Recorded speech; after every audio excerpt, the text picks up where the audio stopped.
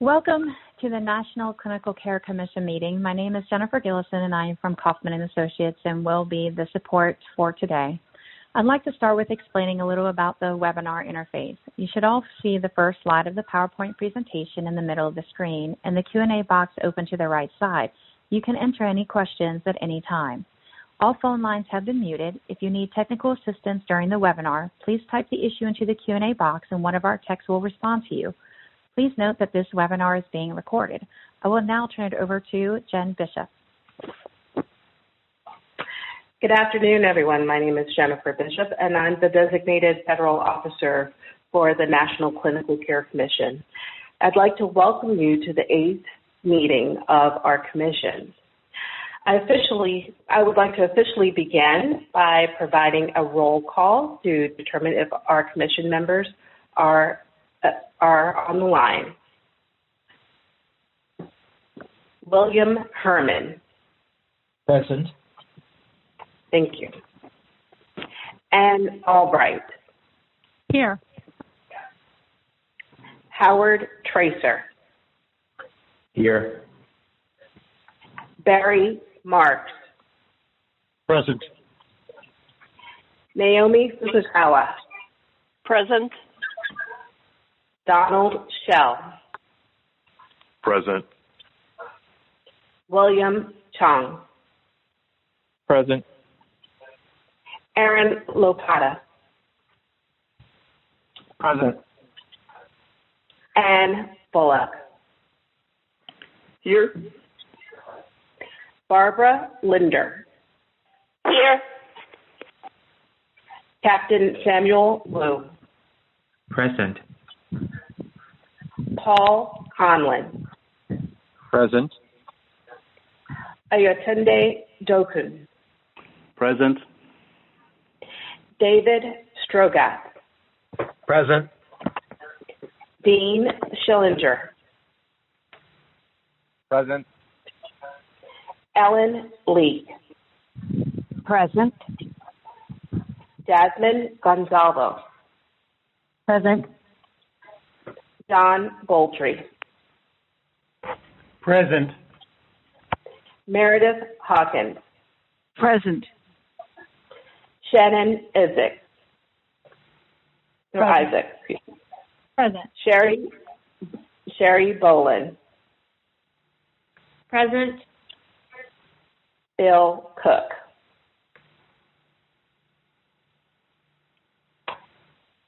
Thank you.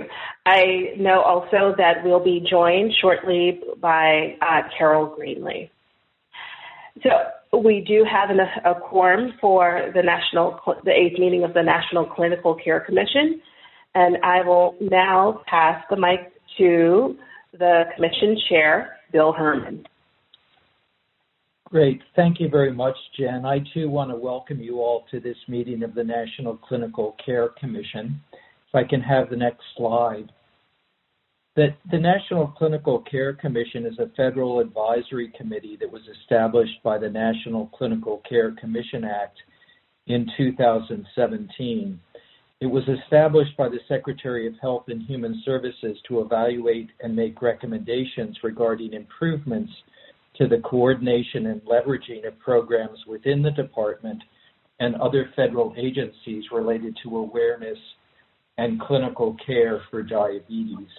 Next slide.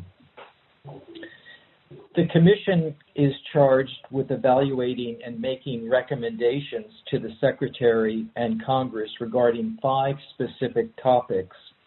They are, first, federal programs that focus on preventing and reducing the incidence of diabetes. Second, current activities and gaps in providing integrated high-quality care. Third, the improvement in and improved coordination of federal education and awareness activities, which may include the utilization of new and existing technologies. Next slide. Fourth, methods for outreach and dissemination of education and awareness materials for healthcare professionals and the public. And finally, opportunities for consolidation of inappropriately overlapping or duplicative federal programs. Next slide. Oops, back one. The Commission has organized its activities around 3 subcommittees addressing treatment and complications, prevention in the targeted population, and prevention in the general population. Each of these subcommittees is also focusing on social determinants of health, health equity, and research needs. The Commission has made great progress since its last meeting in June. Today, most of the meeting will involve reports from the subcommittees, including preliminary recommendations. Before we get to that, I'd like to turn the meeting over to Clydette Powell, who will review the Commission's timeline. Clydette? Thank you, Dr. Herman. The next slide. The milestones and deliverables of the National Clinical Care Commission are shown on this slide. This slide and the one that will follow in a moment show the process and progress of the National Clinical Care Commission towards its final goal, which is a report to Congress and to the Secretary of Health and Human Services in October of 2021. We are currently at round 1 of the draft recommendations, seen graphically as the brown square in the bottom left of this slide. This process of recommendation drafting consists of 3 rounds that are iterative, and we are at round 1 for the September 2020 meeting. This is the 8th meeting of the Commission. Today, the Commission will present its first set of draft recommendations and will be refining and drafting those recommendations between this meeting and the second round of recommendations in November of this year. As you can see on the slide, this is an iterative process in which recommendations are presented, discussed, refined, and then revisited at the next meeting where a new set of recommendations are presented.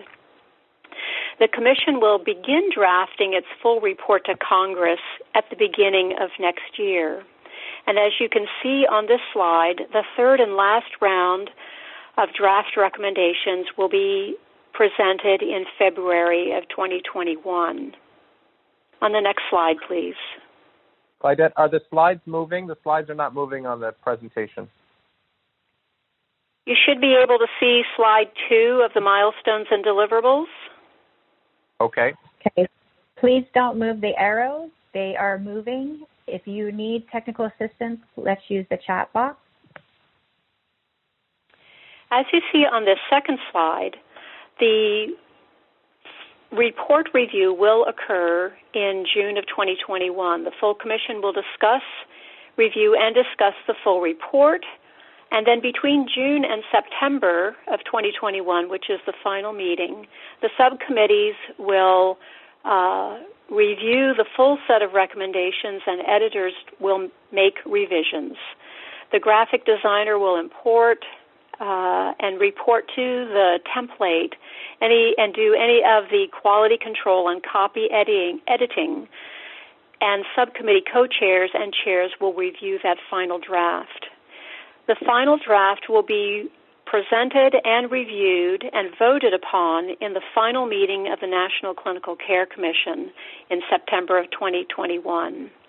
The Commission will review the final report for minor copy editing, and then between the September meeting and the October meeting, there will be meetings with our communications staff for a promotion plan, final touches and reviews by the designated federal officer and the technical lead, and then a briefing for the Health and Human Services Secretary in mid-October of 2021, with the final report submitted to Congress and the Secretary officially in mid-October.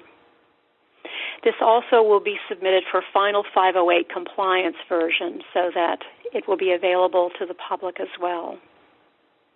Thank you. I now turn the microphone over to Carol Greenlee and Paul Conlon, who are the co-chairs of our Treatment and Complications Subcommittee. Thank you, Claudette. I will move my slides. So I wanted to sort of give an overview of the process to date for the Treatment and Complications Subcommittee. As all of the subcommittees did, we started with a framing statement, and we've actually used that to guide us through this whole process. We next created a grid that was sort of a scan of everything possible to consider in the realm of treatment and complications, and we did a review and analysis of the high-level data call from the federal agencies, which gave us an overview of everything possible within the federal agencies. From that, we sort of funneled down to what we considered our top priority areas, and those were selected because that's where we saw big gaps with the patient not getting what we've called optimal individualized care. And we thought in those areas, if we could close those gaps, we'd move the needle the most, affect the most people, and the most benefit for people living with diabetes. And those initial areas were diabetes self-management, education and support, virtual care, reduction of disparities, and optimized individualized care, and team-based care. We started gathering input from external stakeholders, including the public comments on the Federal Registry, which we've greatly appreciated, informant calls and written comments from our external stakeholders, and a literature search through the NIH, and then an additional input from our external stakeholders and our own subcommittee members. We use this baseline information to help us further define our priority areas and use that as the basis for our questions that we submitted to CMS for that February NCC meeting presentation, and to sort of use as a filter as we looked at the data call from the other federal agencies. We started having informant calls with the federal agencies and continued to refine our priority topics. We noted that there was a lot of overlap between all of our topics, but the biggest overlap was around optimizing individualized care and disparities. So we created small groups around each topic with a new reorganization, which I'll share in a minute. We've continued to work reaching out to additional external stakeholders or repeat contact with external stakeholders and federal agencies. And we've tried to dig through some of the regulations to get at the core processes for ongoing, more permanent process changes for ongoing benefits. We started refining our themes for possible recommendations. Sorry, somebody move that. And started drafting our potential recommendations. So our rearrangement of our priority topics were still diabetes self-management, education and support, team-based care, which encompasses quite a few topics, diabetes technology and virtual care. We pulled diabetes technology out of optimized individualized care, and we put health equity and reduction of health disparities, optimizing individualized care as an overarching theme for all of the other priority groups. As we began to generate our recommendations, we really appreciated this diagram that was sent by Barry Marks, because one of the things that we had noted was fragmentation within the same agency, and that fragmentation was creating some of the major barriers to service delivery and actually exacerbating the disparity in individualized care. And so you'll hear us trying to get at recommendations to improve alignment to reduce some of this fragmentation and its adverse impact. As an example of that adverse impact, an example from DSMES, DSMT, is that there are multiple divisions within CMS that impact on DSMT, the standards, the reimbursement, and the Medicare administrative contractors. So when a certified diabetes program meets the established criteria from the standards and the CMS reimbursement, still the MAC, or the Medicare administrative contractor, might deny the payment to that program. The payment for DSMT is not large to begin with, and the added cost, time, and effort of appealing that process has forced many programs to close. When these programs close, patients don't get diabetes education, and they end up with avoidable harms, and the system ends up with avoidable cost. Within diabetes technology, the benefit category and reimbursement is determined at the CMS, HHS level. The eligibility criteria can be determined nationally as well as a national coverage determination, or locally with a local coverage determination. And most of the time, people really try to align that eligibility criteria. With technology, the problem comes with the CMS auditors. The vendors, in order to protect themselves from these audits, start asking the providers and patients for additional criteria, additional information over and beyond what's in the NCD or LCD.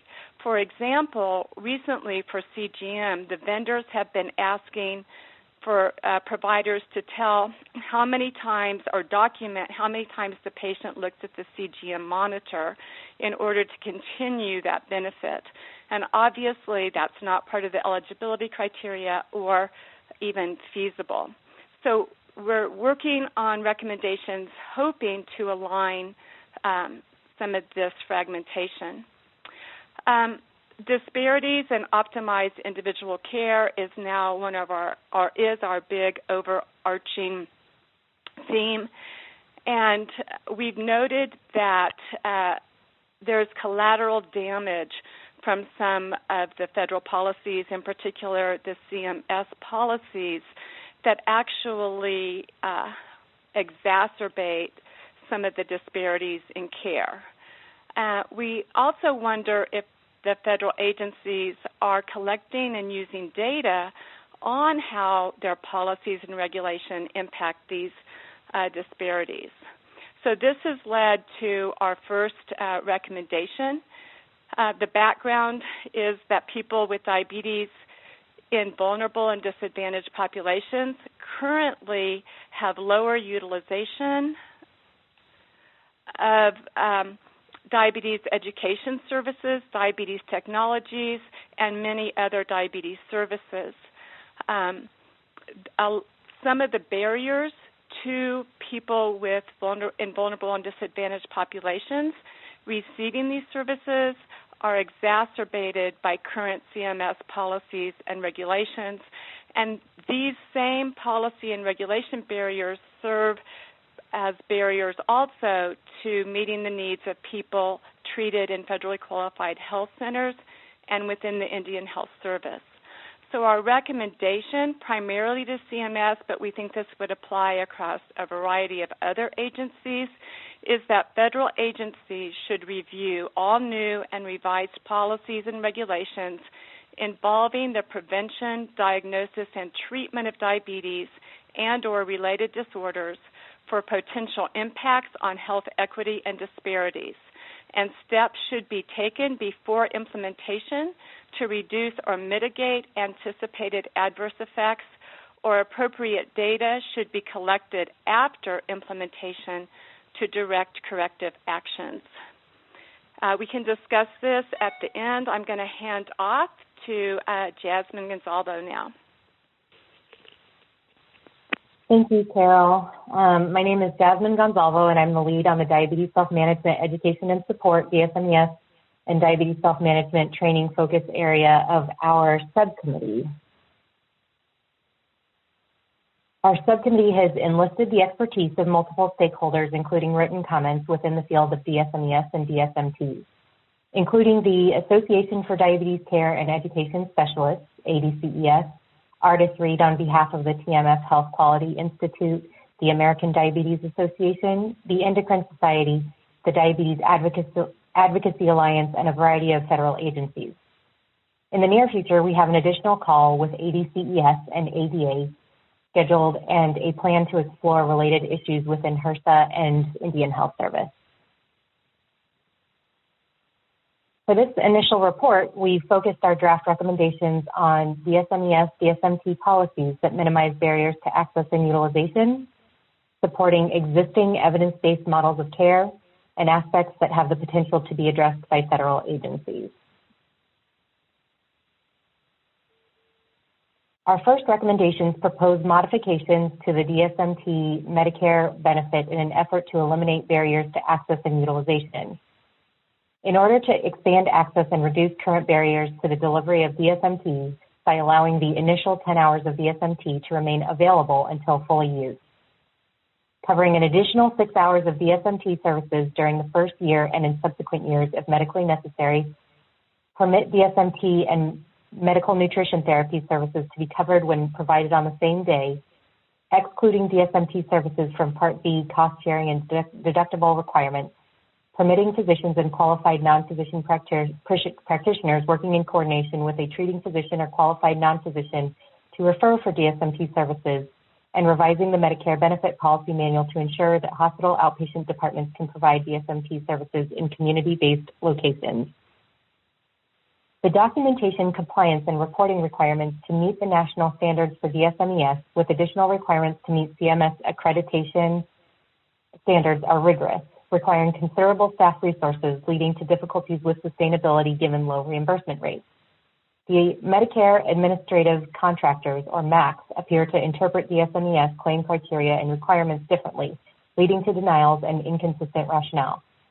We propose to reduce administrative burden regarding standards and documentation requirements for DSMES programs by easing documentation requirements for accredited and recognized DSMES programs and improve consistency with claim review process across MACs and setting data standards for electronic medical records for DSMES to ensure uniformity in referrals and data collection. The national standards for DSMES, created by work groups with ADCES and ADA, govern accredited and recognized DSMES programs. These standards must meet or exceed the Medicare quality standards, which were originally developed around 1997. The Medicare quality standards do not allow for much needed modifications to the delivery of DSMT, resulting in access barriers and restrictive models of care. We propose to create a task force with the authority to update the Medicare quality standards that govern DSMT and establish a process for ongoing timely review, updating, and revision with input from external stakeholders. Existing Quality Innovation Network Quality Improvement Organizations, QIN-QIO data supports community-based or unaccredited and not recognized diabetes education programs demonstrating significant improvements in clinical and behavioral outcomes, with strong evidence in minority communities. To date, there's a lack of a mechanism for QIN-QIO data to inform subsequent policy to support community-based diabetes education programs. We propose a recommendation to develop processes to utilize QIN-QIO data to generate CMS policies that support community-based diabetes education programs. Despite the efficacy of and recommendations for DSMES, studies show that fewer than 7% of individuals with private insurance and less than 5% of Medicare beneficiaries who were diagnosed with diabetes received DSMES during the first year of their diagnosis. Additional research related to practical implementation of DSMES would inform best practices moving forward. We propose a recommendation to prioritize funding for innovative research to explore factors that affect referrals to and patient uptake of DSMES at patient, clinician, and systemic level barriers, quality measures and incentives, and patient-reported outcomes and perspectives. With that, I will pass this along to my colleague, Bill Chong. Thanks, Jasmine. So I'm going to walk through the treatment complications, initial thinking on that as it relates to diabetes technology. First, I'm going to start with a brief disclaimer that this presentation reflects the views of the Treatment Complications Subcommittee, should not be construed to represent FDA's views of policies. This is just as an FDA employee, something that I think I should be including. And then we can move into more about what this for diabetes technology, to talk about our thinking around diabetes technology. So just as a little bit of a recap of how we got to where we are in terms of looking at diabetes technology. And some of this Carol has touched on it as earlier in terms of our overall process. In identifying diabetes technology as an area of interest, we reviewed and considered information from a wide range of sources, including responses from data call to federal agencies, informant calls with the federal agencies as follow-up conversations, additionally, informant calls with non-federal stakeholders, and importantly, reviewing the public comments and published literature, as well as staying attuned to new information that was coming out of recent scientific conferences and medical societies.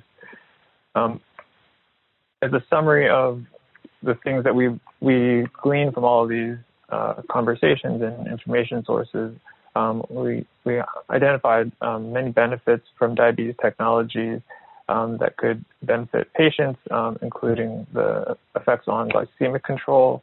But there are also other benefits that we think are important to highlight, including some patient-reported benefits, including impacts on their burden for managing their diabetes, as well as impacts on their own anxiety and diabetes and distress related to diabetes. Also, there's benefits that caregivers are providing in terms of reducing fear and anxiety, especially with some of the continuous glucose monitoring technology, where parents can have notifications as their children are at school and concerns about monitoring for the risk of hypoglycemia. There's also been strong data showing that the use of diabetes technologies in pregnant patients with diabetes can improve pregnancy outcomes. And more recently, there's been reports of reduction in acute events related to diabetes, such as hypoglycemia and ketoacidosis, as well as hospitalization. Importantly, the information that has been growing over the last several years has shown that there are populations that benefit and benefit from these therapies span a wide range of patients. Where there seems to be a gap is in terms of long-term data on benefits primarily related to chronic complications of diabetes, and that may contribute to some of the challenges that patients and providers face in getting access to these technologies. So the other thing that we heard in speaking with stakeholders was that there's a wide range of things that seem to impact utilization. Some of these Carol has touched on as well, but just to kind of summarize again, there can be significant burden both to patients and to healthcare providers in terms of time and effort to obtain and maintain coverage. Once a physician or a healthcare provider identifies a patient they think might benefit, there's documentation and prerequisites for obtaining access to some of the technologies that can be difficult to both navigate. In addition, sometimes there is incongruency between what are the eligibility requirements and sort of the coverage for things to demonstrate that they meet those requirements. An example that was highlighted by many public stakeholders was the number of self-monitored blood glucose measurements required for eligibility for some technologies, and how that doesn't necessarily align well with the usual coverage for glucose test strips that patients are allotted as part of their coverage. Something that Carol highlighted as well is also across the spectrum of parties involved in determining coverage and payment. Sometimes the groups and vendors are asking for different things or more things than seem to be what would be outlined in the coverage determination that's set forth by CMS. And another challenge is that the technologies and the data around the technologies is rapidly evolving, and there's often a lag between new information, approval of a new technology, and the coverage determination. And there are cases where the new technology doesn't fit well into a defined benefit category, which provides additional barriers and creates more lag before patients can get access to some of these technologies.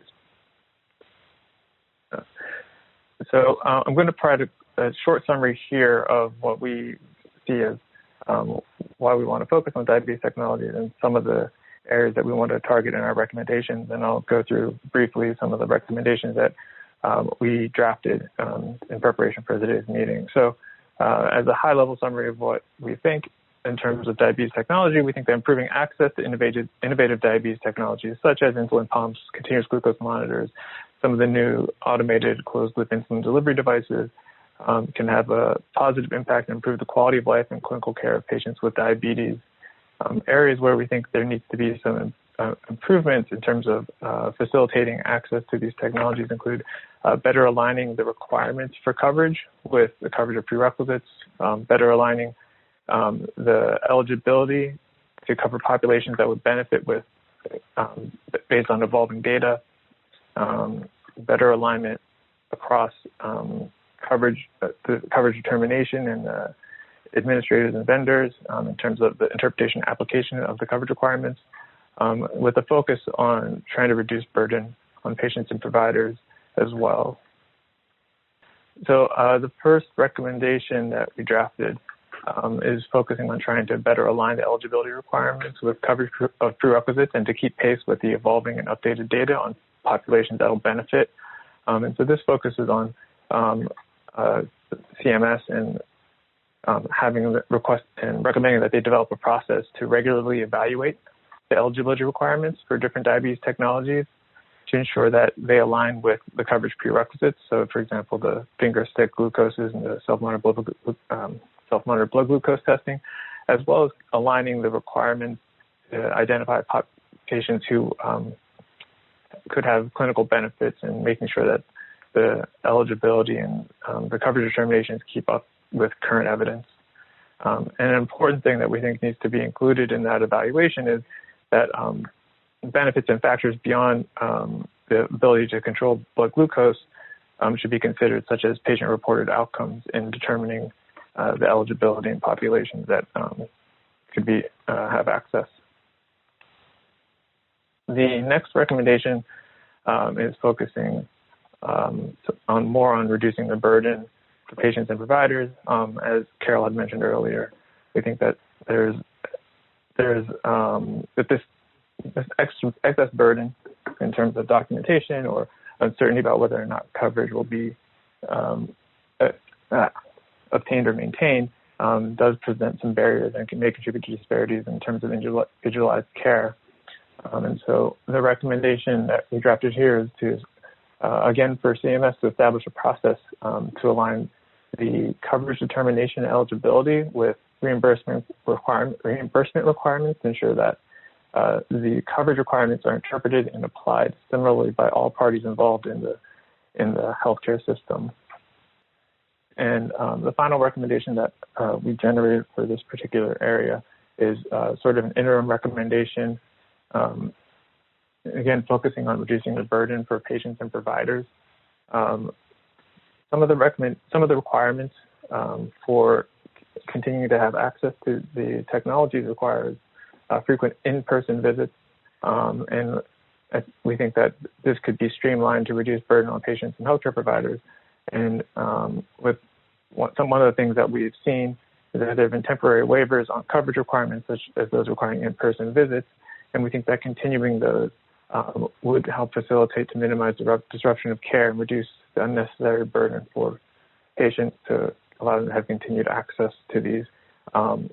Ultimately, this may be a temporary recommendation as if coverage determinations and eligibility requirements are updated, that may, the additional burden that patients are experiencing with some of these in-person visits and other sorts of requirements may also change. So I'm going to finish with my section here, and I'll turn it over to Sherry to cover our thoughts and recommendations on the community healthcare workers. Great, thanks. I'm going to talk a little bit about team-based care with a focus right now on community health workers because that's where we've spent a lot of our initial time. So for this report, we really plan to focus our recommendations on aspects of team-based care that can have the greatest impact on the quadruple aim. So looking at improved diabetes outcomes, improved patient and provider experience, and reduced healthcare costs. and has the potential to be addressed by the federal agencies. So far, we've spoken with and gotten materials from the National Association of Community Health Workers. Recently, as of last week, spoke to the University of Pennsylvania Center for Community Health Workers. We've talked with the CDC, who is doing a lot of work with the Community Health Worker Core Consensus Project, looking at standards for activities and roles, and has done a lot of work around implementation for community health workers. And then the Office of Minority Health within HHS and looked at speaking with or getting materials from HUD and IHS around the place-based approach to health initiative, where they have a community health worker within the housing area to sort of enhance health within where we live. And then the Office of Minority Health with CMS to talk about Medicare codes that could be used to document community health worker activities as we think about reimbursement models. Got public comments as well as literature review that has informed our work thus far. And currently investigating additional materials with HRSA, and we'll probably go back to some different agencies and informants as we develop further recommendations. So we really focused initially on community health workers because of some of the benefits, in particular with disadvantaged populations, and that being also an area where there's not a lot around payment models to try and implement this. So we really thought this could have a really strong impact in addressing disparities. So these are some of the benefits from the literature as well as from talks with our informants, that the community health workers can address social determinants of health that impact management of chronic conditions, preventive care, and overall health. They address diabetes management issues, including enhanced knowledge, self-care, and lifestyle, improving blood sugar control, as well as reducing hospitalizations, and that they've been shown to be cost-effective. We have also, in terms of the benefits, found that the outcomes and cost savings benefits are likely related to having specific program elements, including specific hiring guidelines, structured supervision, manageable caseloads, integration with clinical teams where that makes sense, and then a holistic approach to patient support. So there's some specific things that have been put in the literature around how to have these benefits for our patients and populations.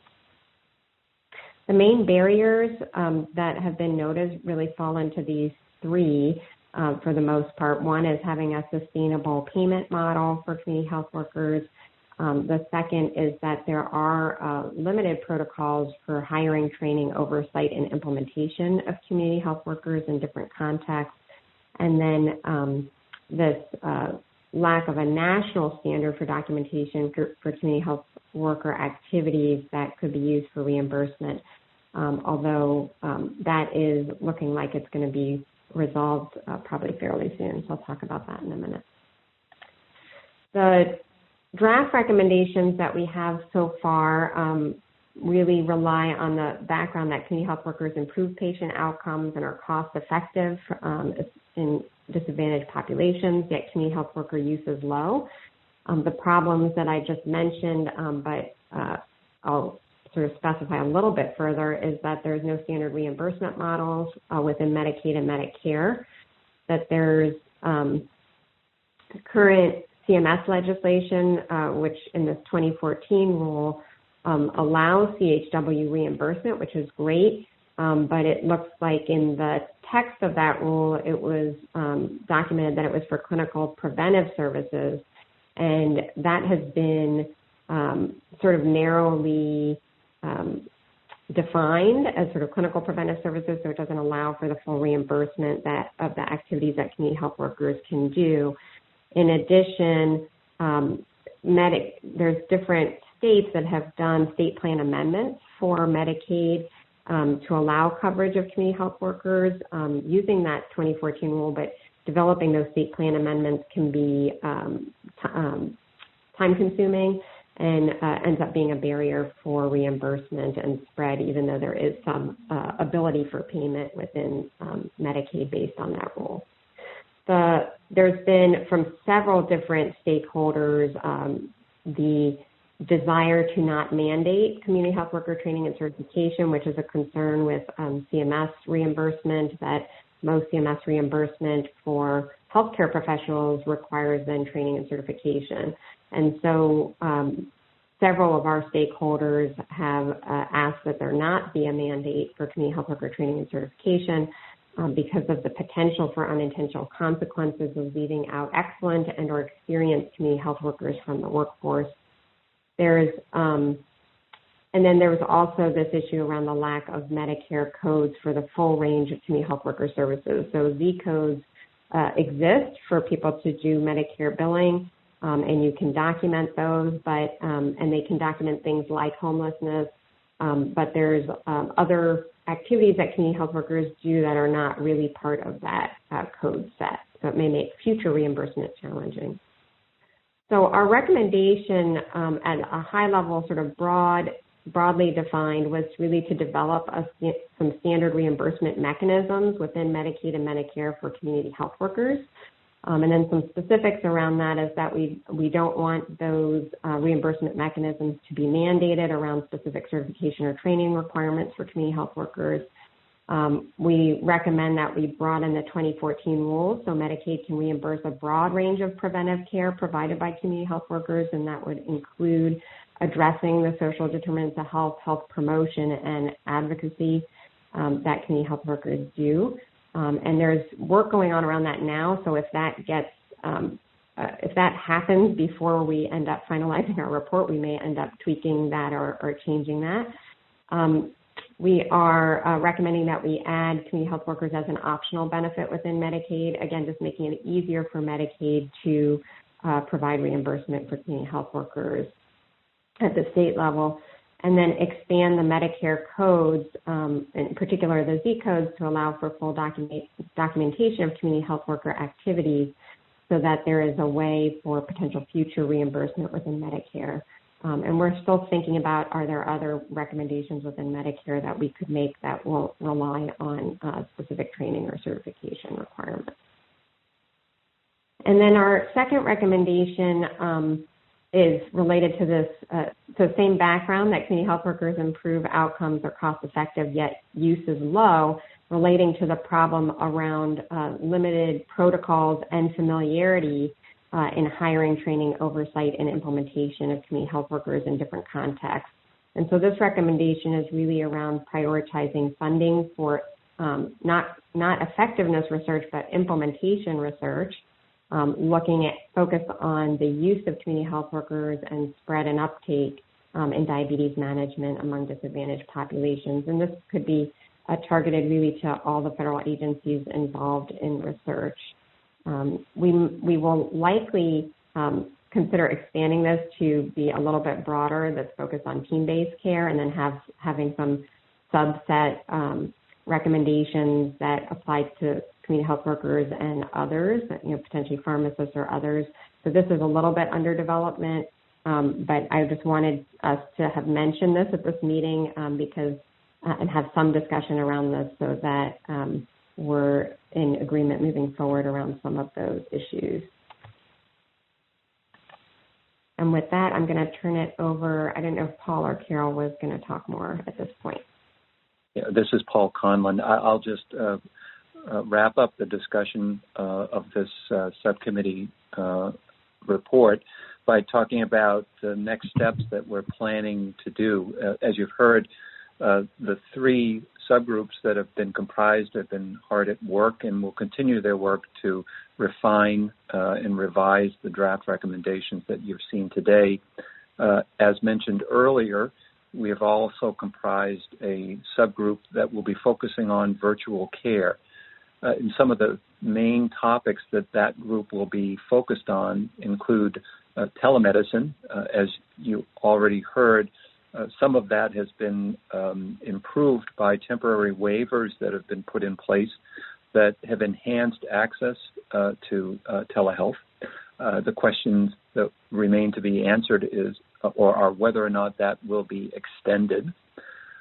We've collected some initial data that suggested that there is a substantial amount of divide between those that have access and those that do not have access to digital and data, such as how far the reaches of commercial networks and broadband, whether or not individuals have access to devices that allow them to connect, their data plans and how limiting they may be, their literacy skills to actually use devices, and for those that use public networks, whether or not they're jeopardizing their privacy.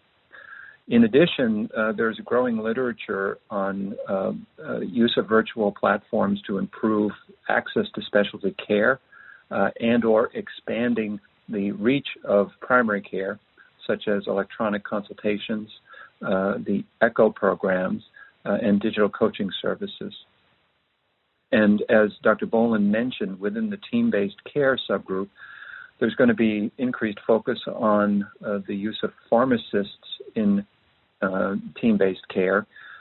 Some initial information we've gathered uses the VA primary care model, which is entitled the Patient-Aligned Care Teams, which incorporate pharmacists into those primary care settings and have been shown to be successful.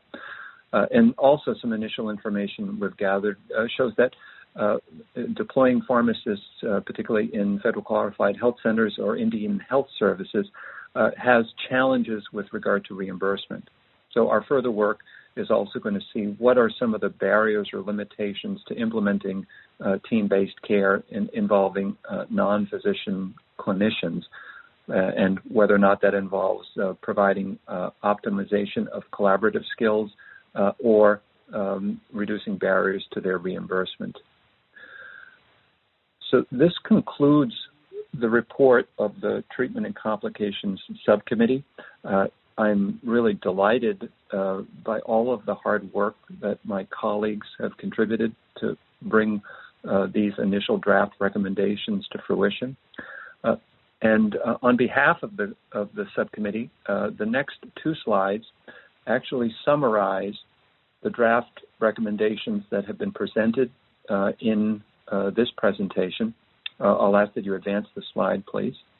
And so, on behalf of my colleagues, I present to the Commission for comment and discussion these initial draft recommendations of the Treatment and Complications Subcommittee. Great. Thank you very much, Carol and Jasmine, Bill, Sherry, and Paul. That was a wonderful presentation. We do have about 20 minutes for discussion. I think we'd like to focus the discussion on the draft recommendations and perhaps to a lesser degree the next steps that Paul outlined. So I guess I'll throw it open to the Commission members to see if there are any specific comments or general comments about the draft recommendations. Yes, Bill, this is Dean. If I may begin? Sure, please. Yeah, thank you, guys. It was outstanding work and very inspiring. You have certainly led the way for our subcommittee in terms of figuring out how to move forward on this. And I think the portfolio of recommendations are very, as Jennifer likes to say, clear, concise, and actionable. I have two questions. The first is for Sherry. I think it was Sherry who was presenting on the community health workers. Is that right? Yeah. Yes. Although anybody in the subcommittee can answer. Okay, great. Yeah. So at the end of your presentation, you talked about potentially expanding the recommendation scope to think about the primary care or the medical team more broadly. And it raised for me a question I've been meaning to ask, which is, we know that both currently and in the future, the projections with respect to the diabetes epidemic, particularly in underserved areas, and the projections of the primary care physician workforce and the primary care medical team workforce, including community health workers, diabetes educators, podiatrists, et cetera, that that the balance between those two projections is not pretty, that the numbers of people with diabetes, particularly in underserved areas, are exploding, and the numbers of people who work in primary care are rapidly declining. And much of the primary care workforce size and capacity is determined by the degree to which the federal government, through HRSA, supports primary care training programs of a variety of disciplines. Is this an area that you believe your subcommittee would be willing to tackle, or is this something more related to how healthcare is financed in terms of bills? Other subcommittee, the primary care workforce is the question I'm asking about. Yeah, we did have clinician workforce as part a little bit within team-based care. It is something that we have on the docket to sort of discuss within team-based care what additional pieces we think we can work on would have the biggest impact and still needs attention. And so we have not spent a lot of time. I do remember reading some of the public comments and professional organizations around clinician workforce, but I do think it would fit in with this particular subcommittee, and I think we could bring it up on our next call within the next month about as one of the topics to talk about beyond the community health worker and pharmacist. So I think it would. I don't know if other people on our subcommittee have other comments. Let me just add that it also fits into the DSME issue. I mean, those 5% and 7% numbers that Jasmine presented were striking and shocking, and I have to believe that a large part of that is because access to care in the first year after diagnosis for many people is simply not possible, and so this cuts across primary care physicians, diabetes educators, community health workers. The discordance between the need and the capacity is profound. This is Carol. I'll just add that we do have it on the list under team-based care, and I did the initial outreach to external stakeholders and only received response back from one external stakeholder, and that was the American College of Physicians. The others, because we were also looking at endocrinology workforce, not just primary care workforce, the others didn't respond.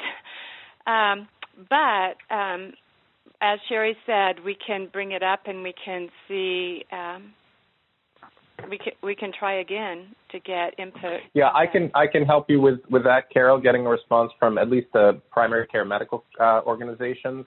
And then there's sufficient data, even in the absence of those responses, that outlines what the problem is. Great. Yeah, that would be great if you had things you could send to us. That would be really helpful. Sure. This is Ann Albright. I think one of the other issues, Dean certainly is raising a potential shortage of the people who deliver the services, the care. There's also a whole nother sort of end to that equation, is that even when those services are available, oftentimes the uptake is low. And that really gets into things around engagement of people who need those services. And there are, of course, a multitude of reasons why that may be the case. And then their ability to sustain the training or the education that they are needing in order to effectively, in this case, manage their diabetes. These same issues apply to pre-diabetes. And so as we get to our comments in the next set of discussions around prevention and targeted population, I think it is an area that we all do need to think about as it relates to how do we better engage people in these services, because unfortunately, and CDC is the one who's monitored the data and provided those maps that show the poor uptake of DSMT. And of course, that also leads us back to which was discussed here, reimbursement issues, that if it costs too much to deliver the intervention, or the reimbursement rate is too low to cover the cost of delivering the intervention, then you're fighting on two battlefronts or three battlefronts. If you don't have enough people, the resources for reimbursement aren't enough to sustain a program and have a viable business model. and then you have to get people to take advantage of the services and be able to sustain what it takes to learn and practice and be in that behavior change mode long enough to have sustainable behavior change. So I think we've sort of got at least those three fronts, but there are a few ends of that equation, a couple parts of that spectrum or that equation. So we talked a little bit about that. Thanks, Ann. I think that highlighted what the issue is there. And we did talk a little bit about that when we talked about the funding for implementation work around this, because I think shared decision-making, engagement are all part of that. But I'm sure, you may have other thoughts too as we move forward. But this is Bill. So it does sound like within the context of team-based care, there is enthusiasm for casting a wider net and thinking about workforce issues. And I guess we've heard about primary care physicians, endocrinologists, CDEs, but also dietitians, pharmacists, community health workers, podiatrists, behavioral scientists, including psychologists and social workers. And there are probably others, and I think it would make sense for the Treatment and Complications Committee to think about some of the cross-cutting issues in terms of both workforce and reimbursement and how to get patients to engage with these providers. Dean, did you have a second point? Yes, I had just a quick question about the technology presentation. A lot of the data that was reviewed pertains to people living with type 1 diabetes. Were the recommendations that you were making broadly applicable to the entire population that also has type 2 diabetes? And if so, I'm just questioning what the implications of that might be. Thank you. This is Bill Chong. So I think a lot of the earlier data that people have generated in terms of diabetes technologies does come from type 1 populations. I think in the more recent years, we've seen more data on how these technologies can benefit patients with type 2 as well. So the recommendations were not intended to focus on one subtype of diabetes versus the other, but more broadly recommending that there be sort of a continued regular review of the data to update sort of the populations that would benefit from these therapies as data emerges.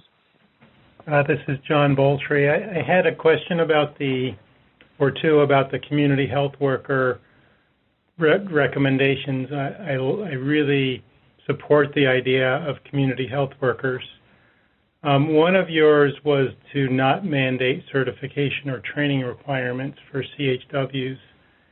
And having been in the CHW area for a couple of years, one of the challenges is that there are no national standards for community health workers. They vary a lot by state to state. So I just wanted to bring up that comment and say I'm not sure not having national standards is the right way to go. And the second piece is on the same lines, which is you say CHWs as an optional benefit within Medicaid, but how do you achieve that since Medicaid funding is decided on a state-by-state basis? So two slightly related points. Yeah, great.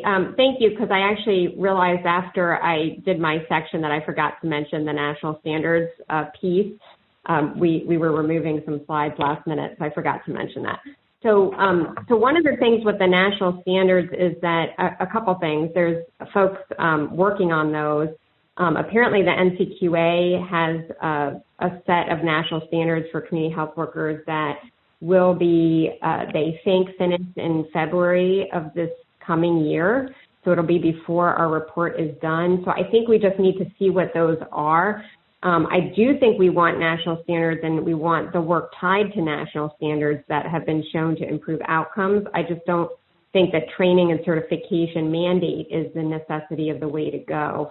And so when we've talked to our stakeholders about this they have recommended that we do tie to national standards and that we set guardrails around what activities that have been shown to improve patient outcomes and experience. And so I think we do want national standards, and they are going to be coming out, and we should just see what those are in hopefully February to be able to see if we need to comment further about that.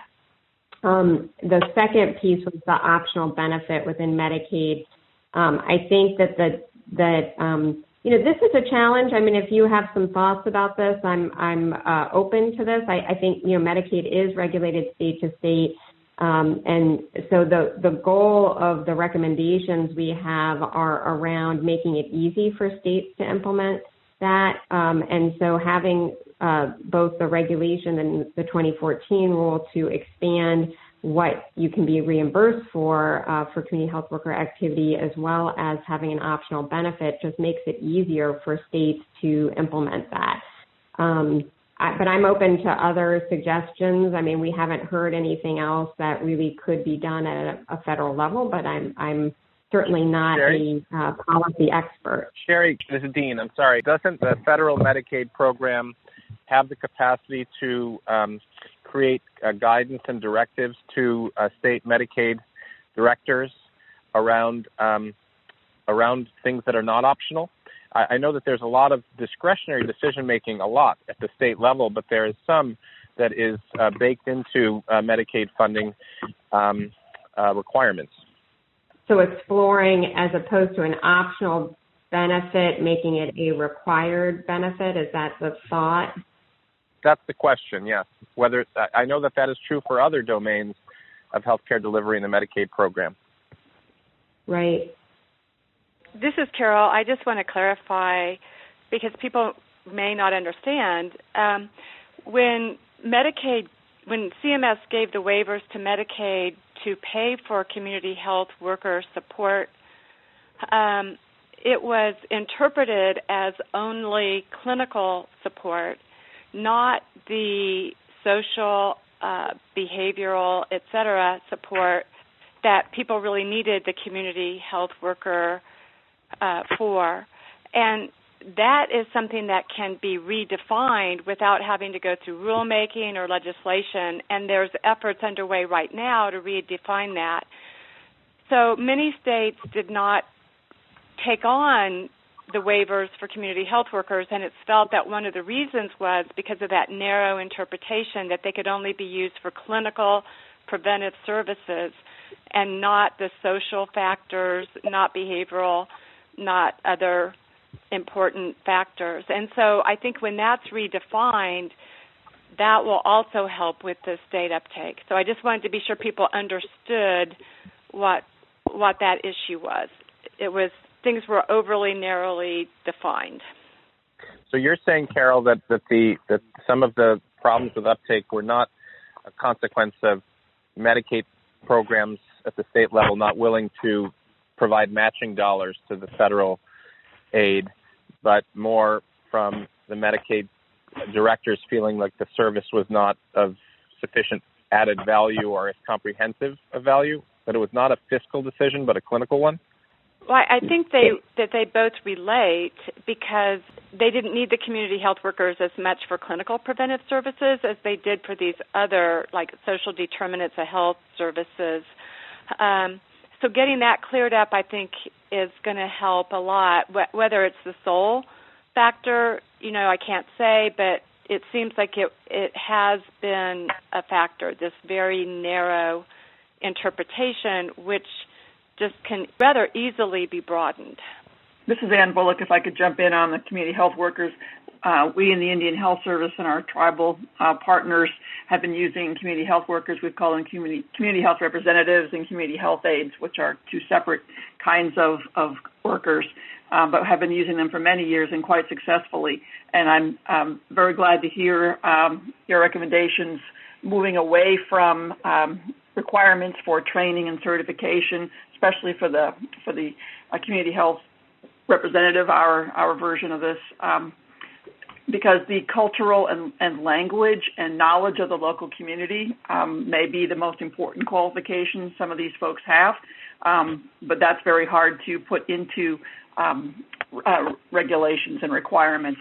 It should very much be the community that sets the I'll say, standards, or at least the guidelines for the type of workers that they think will be most successful in their communities. So glad to hear you all staying away from that, and also allowing for considerable flexibility, I hope, for as sites start to perhaps use this in the future, that they can use these workers to fill all kinds of gaps and all kinds of outreach to members of their community.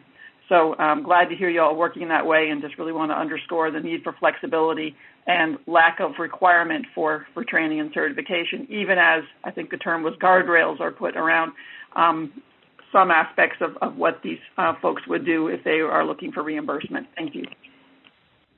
One other point, John Boltry again, that I learned in our discussions in our committee about research funding, and I very much support the research focused on community health workers and diabetes management. Prioritizing funding might be an unfunded mandate, if I'm understanding that right, as opposed to providing new funding. So just maybe a wordsmithing point there. This is Ann Albright. Just one other quick comment as well. One of the ways we've addressed this issue about training and standards, for the National DPP, we do have some recommendations on, hours that somebody does need to be exposed to the intervention and have had experience with the intervention. But we have focused much more on quote unquote credentialing or certifying the organization who's delivering the intervention, and that's really all around showing outcomes.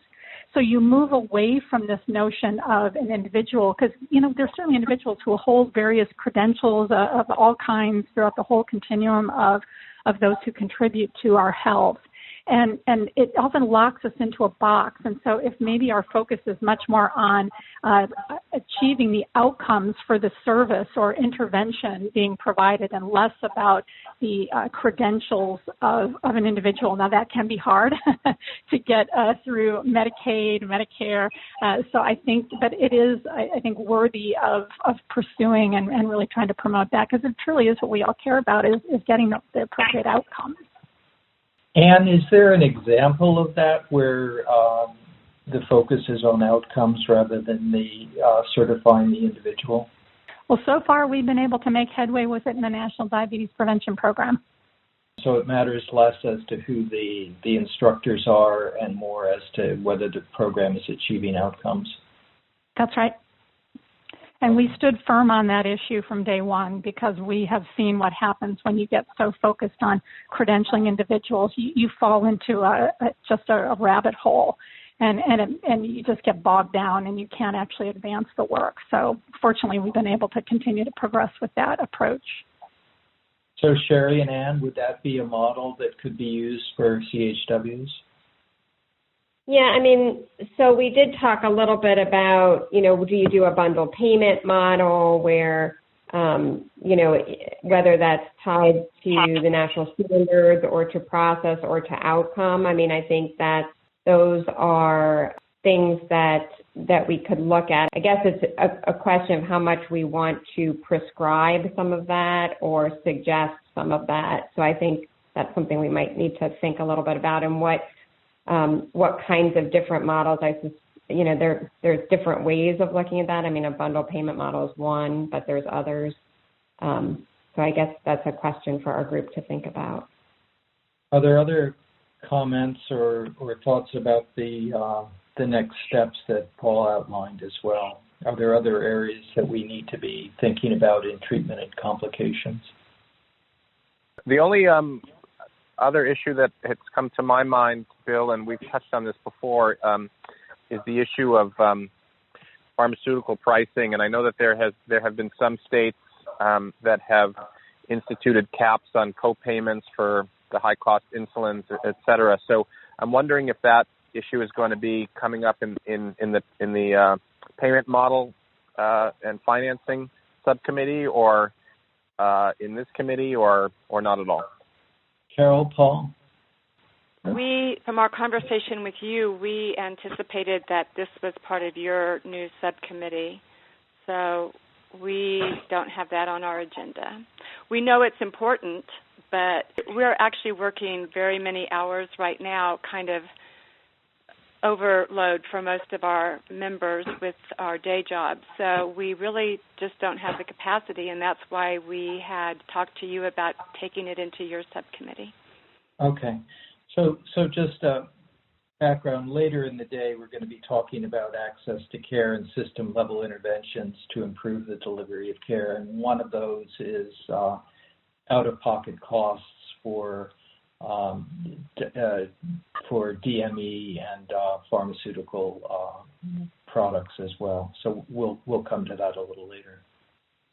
Good. Well, I really appreciate the concise presentations, the excellent discussion, and I think we're on track in terms of time. So that's great. I'll turn it over now to the Prevention Targeted Population Subcommittee, John Boltry and Ann Albright. Great, thanks. Hi, everybody. Just a quick sound check, making sure I'm coming through okay. Just want to be sure I'm not blinking in and out. Just holler if I am. I'm going to begin our presentation, and if it can move to the next slide, to talk about what we have accomplished so far, give you a little more background and detail on that. And then what we're in the midst of working on, and really how we laid out the process we've used to come up with our recommendations.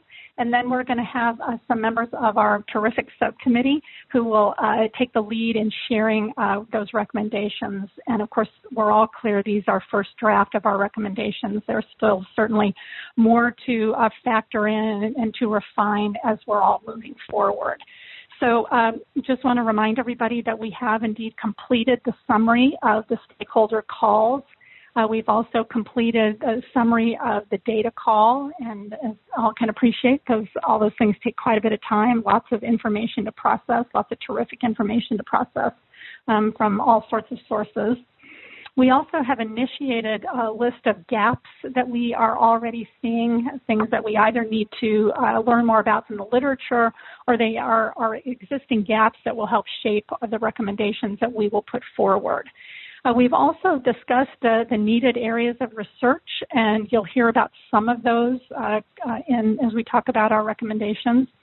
And we've also discussed the methods for type 2 diabetes prevention in addition to lifestyle intervention. We are also needing to consider medication and any additional surgical methods and potentially combinations of things for prevention of diabetes, type 2 diabetes. And then we've also provided questions to the NIH librarian for our literature search.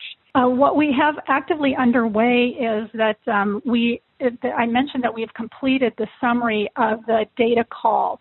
And the team who worked on that did a great job of pulling that information together, summarizing. And then what they did was put forth what they termed recommendations in that document, many of which were questions really back to the federal agencies, wanting to understand more about the amount of coordination, the amount of data that is available for the effectiveness of these programs or interventions, research, things that are being done that were submitted in the data call. And then we have also we've just gotten our literature review results, at least for the first couple of questions, back from the librarian. They resulted in 100 plus documents to review, so we're very, very happy to have the support from colleagues in ODPHP that are working on that and taking a look at that, and certainly we look forward to them commenting on anything during the discussion. So they're doing a great job of taking a first pass at looking at the literature for the first two questions that we provided to the librarian, and we will be getting the results from the literature search for the remaining questions that we have. And again, our questions focused around what I will share in a moment are our focus areas, things that we knew we needed to either get an update in the literature from, or things that were gaps that had been identified by our work group that is responsible for looking at the gaps, or things that we have heard about that are on the horizon that may be relevant to us. It will give you a flavor of the span of that, and it is all related back to our charge as a commission and to our focus area as a subcommittee. And then, of course, like everyone, we have been developing our first round of draft recommendations. Next slide. I want to share just briefly the process that we use to develop the draft recommendations. We have organized our recommendations around the 4 focus areas of our subcommittee, and I will remind folks of those in a moment. We also kept in front of us the charge to the commission, because it can be very easy as you're getting into these conversations to delve into so many other challenges in diabetes and all that the diabetes and prediabetes community faces, and the healthcare and all the other stakeholders involved in helping to achieve better outcomes for those with and at risk for diabetes. So we felt like we better keep our charge in front of us, keep it close. And also that is also helping us to stay focused on looking for where there may be duplication or where things may be fragmented, so that we can make sure that we are working to try to address those as well. And then we also had early draft recommendations. One of our committee members, Howard Tracer, had provided some recommendations actually very early on, which we looked back on and were sure to include those as well. And when I mentioned the summaries that had been done, what people began to do with the data we've gotten, the summaries, we began to try to kind of hang those in our 4 focused areas. And then what we did as an entire subcommittee, John Boltry led us through a facilitated process often used in strategic planning. We broke off into groups, and we all had the chance to just put out recommendations based on our review of the information we've gotten, based on what we are very aware of, what we may be particularly in tune with. And we used that time to just really get all recommendations out. No harm, no foul. We didn't debate them. We just got them on the table. And then we used an opportunity. In fact, we were working on this yesterday. We went through them in much more detail, making sure we understood what people were meaning by their recommendations, where there could be duplication. And we talked through a lot more details about them, more to do in that area, I have to say. But it gave us a good opportunity to organize these, again, under our 4 focus areas. So in the next slide, I'm going to review the focus areas before turning the microphone, if you will, over to our first presenter. The 4 focus areas for us are screening and diagnosis of prediabetes. And of course, you're going to find diabetes when you're screening and diagnosing prediabetes. So we our focus is to find best methods to identify people with prediabetes and increase the screening to reduce the number of undiagnosed. There's still just such a significant number, only 1 in 10 know they have prediabetes. How to achieve universal screening of everyone at risk for prediabetes. And let me be clear, it's not universal screening, period. It's making sure all those who are at risk have the opportunity to be screened. Our second focus is to improve access and utilization of effective methods to prevent or delay type 2 diabetes in people with prediabetes or high risk. And so this involves increasing the availability, access, and utilization of these proven interventions. It involves increasing the proportion of people with prediabetes who complete the programs and increasing the proportion of people with prediabetes who are using appropriate medications. And again, we will be looking at any surgical interventions as well. And then our third focus area is sustainability of the type 2 diabetes prevention. So people complete the program, but we want to be sure that there are efforts and steps in place to prolong the impact. So it's looking at ways to reduce the transition of prediabetes to type 2 and those who have completed a program. Really, again, it's how to sustain those gains that have been achieved. And then also developing and implementing models and programs to maintain and build upon those improvements so that, again, we're looking at longer-term outcomes. And as you hear our recommendations, you will certainly, you'll be able to anchor them all back to what you're seeing here. And then develop new and more effective prevention strategies for type 1 and type 2 diabetes. And so this is much of what you'll hear about when we're talking about areas of research. But again, this is identifying, promoting research to develop more effective individual and population strategies to prevent type 1 and type 2 diabetes, and then what research is needed to build on the current programs. we certainly know that there is more that has to be done, and we want to make sure that we are doing our best to support those. So at this time, we move to our next slide. We're going to get into our draft recommendations, and I believe I'm turning this over. Is it to Shannon? No, it's David. Okay, great. Thanks. Shannon will be next, but I'll be talking about this first focus area, screening diagnosis for prediabetes and diabetes. We have 6 recommendations for this focus area. The first 3 concern promotion and guidelines regarding screening and diagnosis. And the next 3 recommendations are more specific to how screening and diagnosis might be implemented more effectively. So beginning with these first 3, they're on the current slide.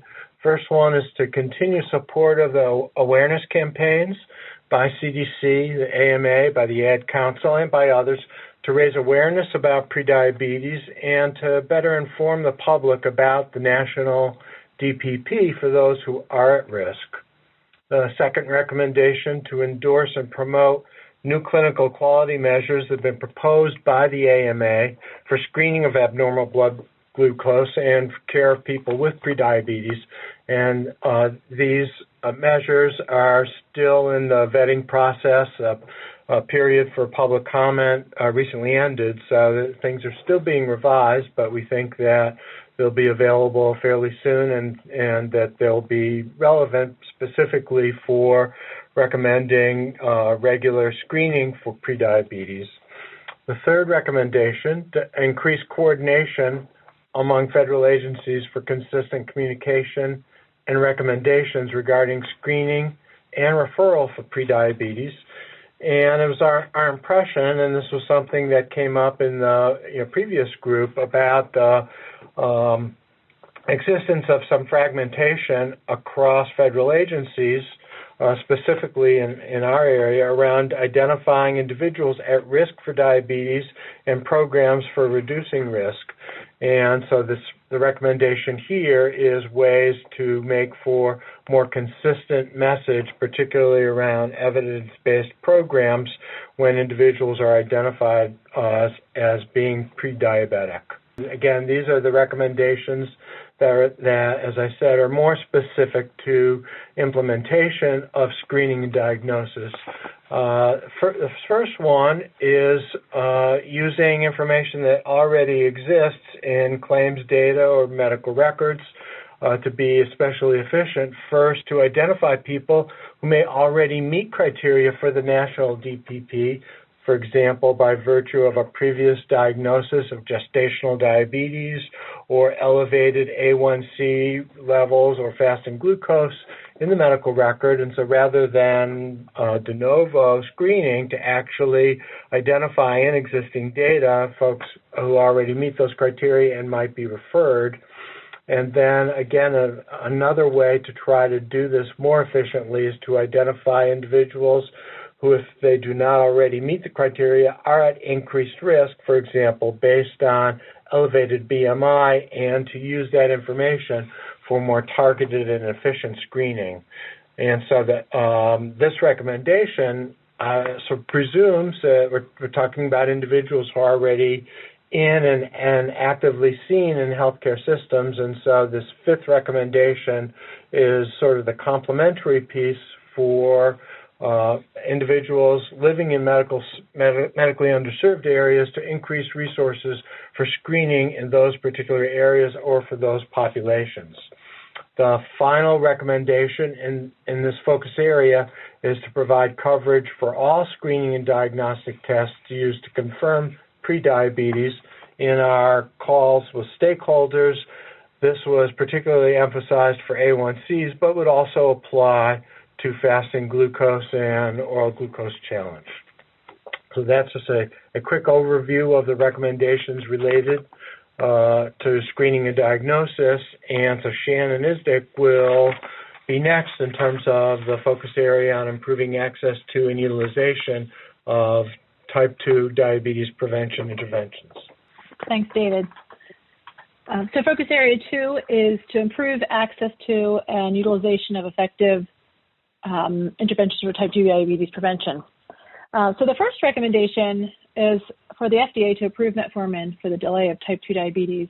And as we talked about this, metformin is safe and cost-effective and possibly cost-saving for patients with prediabetes. And although we recognize as a group that prevention might be ideal, even delaying on onset of diabetes has potential advantages for patients, in particular that patients with prediabetes require less testing procedures and monitoring. The second recommendation, and there are 9 of them in this focus area, by the way, the second recommendation is to create an interagency coordinating task force within HHS to review, support, promote, and implement proven evidence-based programs shown to be effective in preventing and delaying type 2 diabetes. There was some conversation about looking at the DMICC charge, using them to review evidence, but recognizing that their ability to make agencies do anything might be not there. So using the ASPE to convene insurance activities were reviewed and implemented. The third recommendation is that coverage is available for interventions for prediabetes, including all proven modes of delivery. This, while a broad recommendation, includes virtual delivery methods, recognizing that the access to interventions is not equal for all, and so that if we have virtual delivery interventions that we would be able to meet a larger population of individuals. And this would include interventions like DPP, physical activity interventions, and provider visits. We also recognize that might necessitate improved broadband coverage, and that there would likely be a need for public-private partnerships in order to achieve that goal. Our fourth recommendation is to approve Medicare DPP as a covered benefit. So currently Medicare DPP is reimbursed as a model expansion, but not a covered benefit. And so the recommendation would be to approve Medicare DPP as a covered benefit. The fifth recommendation would be to streamline the CDC certification, record keeping, and CMS payment process for the DPPs while maintaining the quality. There's also discussion about looking at the administrative support for organizations who reach underserved areas and how to address some of these sustainability challenges. The sixth recommendation would be to lift the once-in-a-lifetime requirement for Medicare DPP, recognizing that not all individuals are successful or achieve their goals in the first round and may benefit from additional intervention. And the final set of recommendations are related to reimbursement.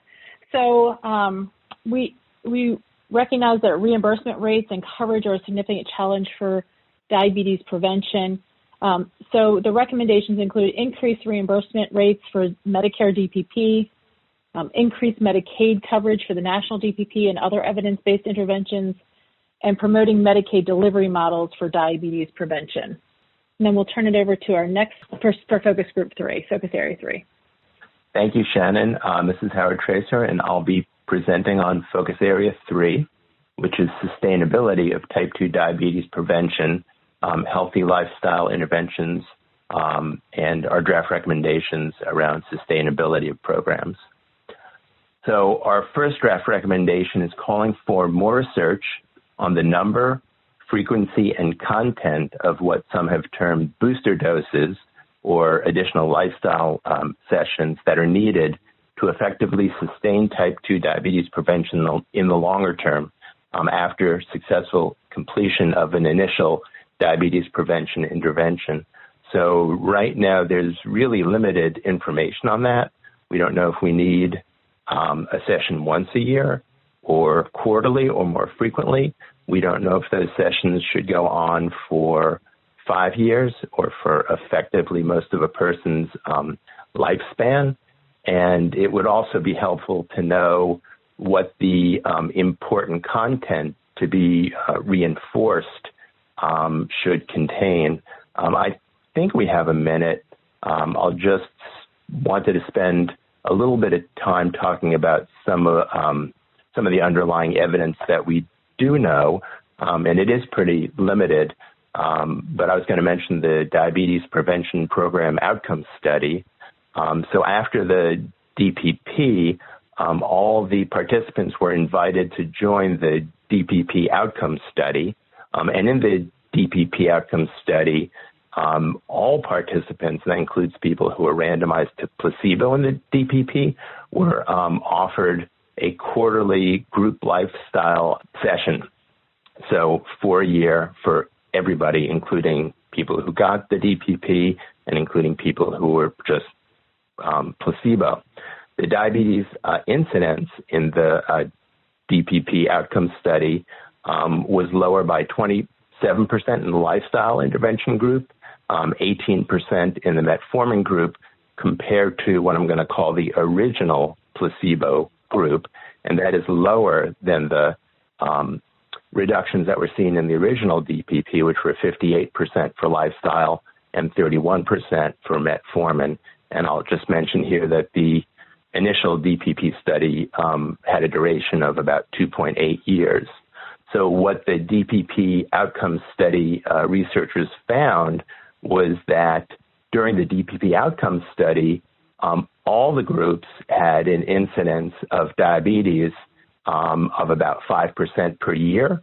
So that includes the people who are originally placebo and the people who are on metformin. And that 5% rate was about the rate that the original lifestyle intervention in DPP provided. So that suggests, and I'm just highlighting this because it is one of the pieces of evidence, with the caveat that there's no control group here, but this is one of the pieces of evidence that suggests offering that group lifestyle intervention, and remember that was quarterly, to all the participants was effective in reducing the further development of diabetes. So maybe just like the first clue of where we might start for that bullet for focus area 3. And then tied to that is, as we look at these prolonged interventions, we need to make sure that coverage and reimbursement are included in the payment system, and for the federal government, Medicare, Medicaid, and if there's a way that we can facilitate that for private insurers, that would be great. So ensure that there's payment and coverage for these strategies that sustain lifestyle change and sustain diabetes prevention over the longer term. Our third bullet is around more research, looking at the effectiveness of combined approaches, for example, lifestyle intervention and medication for type 2 diabetes prevention. And there's not great use of medications right now, but one might imagine that if you're going to use a medication, you're certainly not going to ignore the lifestyle change, and it would be nice to know the incremental benefits of both those components of diabetes prevention. Our fourth bullet is research to identify persons who will better respond to lifestyle and who will better respond to metformin or other type 2 diabetes prevention interventions. So more of a targeted approach where you target what your intervention to patients who are more likely to respond to that intervention. And again, I just want to really quickly talk about some underlying data there.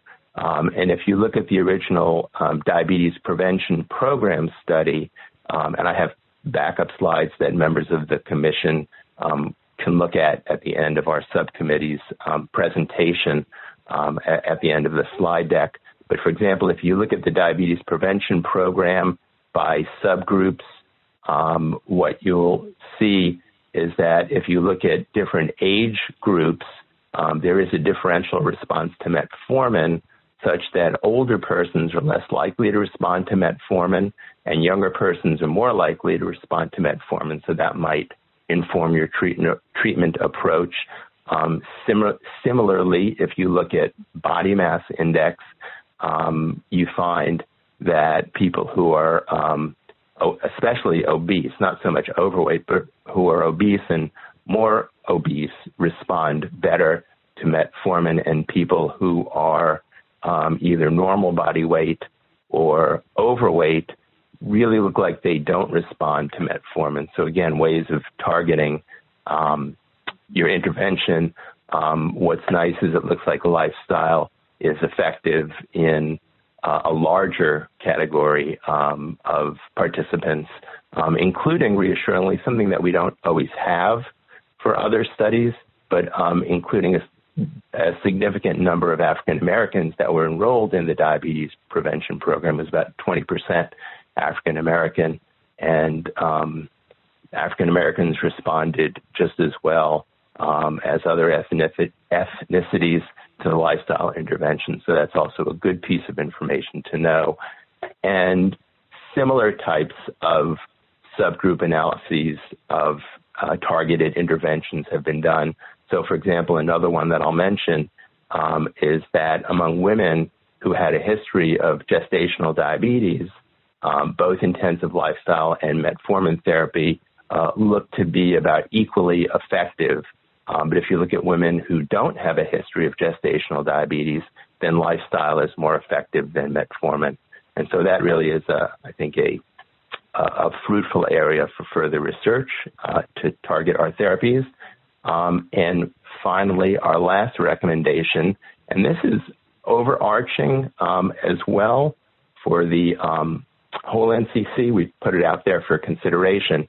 But what we're saying here is that federal agency initiatives and programs that are currently targeting type 2 prevention should maintain a continued commitment to and a focus on prediabetes and preventing type 2 diabetes. So what we saw in some of the agency responses, to expand on this, is that agencies might have disease prevention activities that they were promoting, and then from that, funding opportunity, an agency or a qualified health center or a geographic area could pick the diseases that it was interested in, and that obviously makes some sense to target it to what your population needs. But we also have a concern that would allow for a loss of a focus if something else became of interest. Diabetes or preventing diabetes might fall off the radar, and we don't want that to happen. And I think that would be true of diabetes treatment activities as well. And with that, I will turn it over to John. Thank you, Howard. And I hope we have time to review the additional slides you prepared. So let's see if we do either in our section here or at the end of the day. So the fourth focus area, develop new and more effective preventive strategies for type 1 and type 2 diabetes. This section focuses on further research that is needed for targeted prevention of both type 1 and type 2 diabetes. The first draft recommendation includes a few parts aimed at decreasing prediabetes and progression to type 2 diabetes. And what you might see in this section is a little overlap with some of the other sections, since this section focuses almost purely on research. So the first one is increased research funding to better identify methods to reduce the prevalence of obesity and prediabetes. This focuses on decreasing prediabetes in high-risk persons. Funding to better prevent the progression from prediabetes to diabetes, and to improve the availability and uptake of proven diabetes prevention methods, such as the Diabetes Prevention Program. This focuses on identifying people with prediabetes, ensuring they are aware of their diagnosis, and that they participate in a program to prevent or delay type 2 diabetes. The vast majority of people with prediabetes either do not know they have prediabetes or are unaware of the need to act on this knowledge. And funding to focus especially in communities and populations that are disproportionately affected by type 2 diabetes. The next draft recommendation is funding for research that focuses on how participants with prediabetes can sustain diet and lifestyle changes over the long term after completing a diabetes prevention program. Little is known about the frequency, intensity, and length of interventions needed to sustain lifestyle changes. This reinforces a recommendation made in Focus Area 3. The next draft recommendation is funding to investigate other methods for type 2 diabetes prevention. For example, changing the lifestyle of a family unit rather than or in addition to focusing on individuals helps to prevent diabetes and obesity. The next draft recommendation is funding to investigate less intensive methods for type 2 diabetes prevention. Are there less intensive interventions that would be effective for those who can't or are not ready to participate in the national DPP, for example? The next draft recommendation is increased research funding for type 1 diabetes prevention. For example, this could include research on immune modulators to decrease the inflammatory process, rotavirus immunization, and other methods to lower the risk for type 1 diabetes.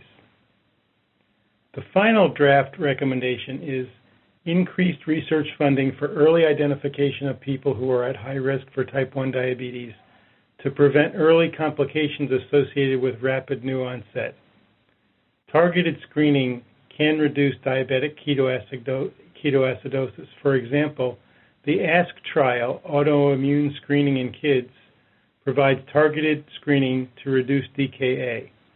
Research here might include autoimmune screening and screening of family members. This concludes the presentation of the Subcommittee on Prevention Targeted Population.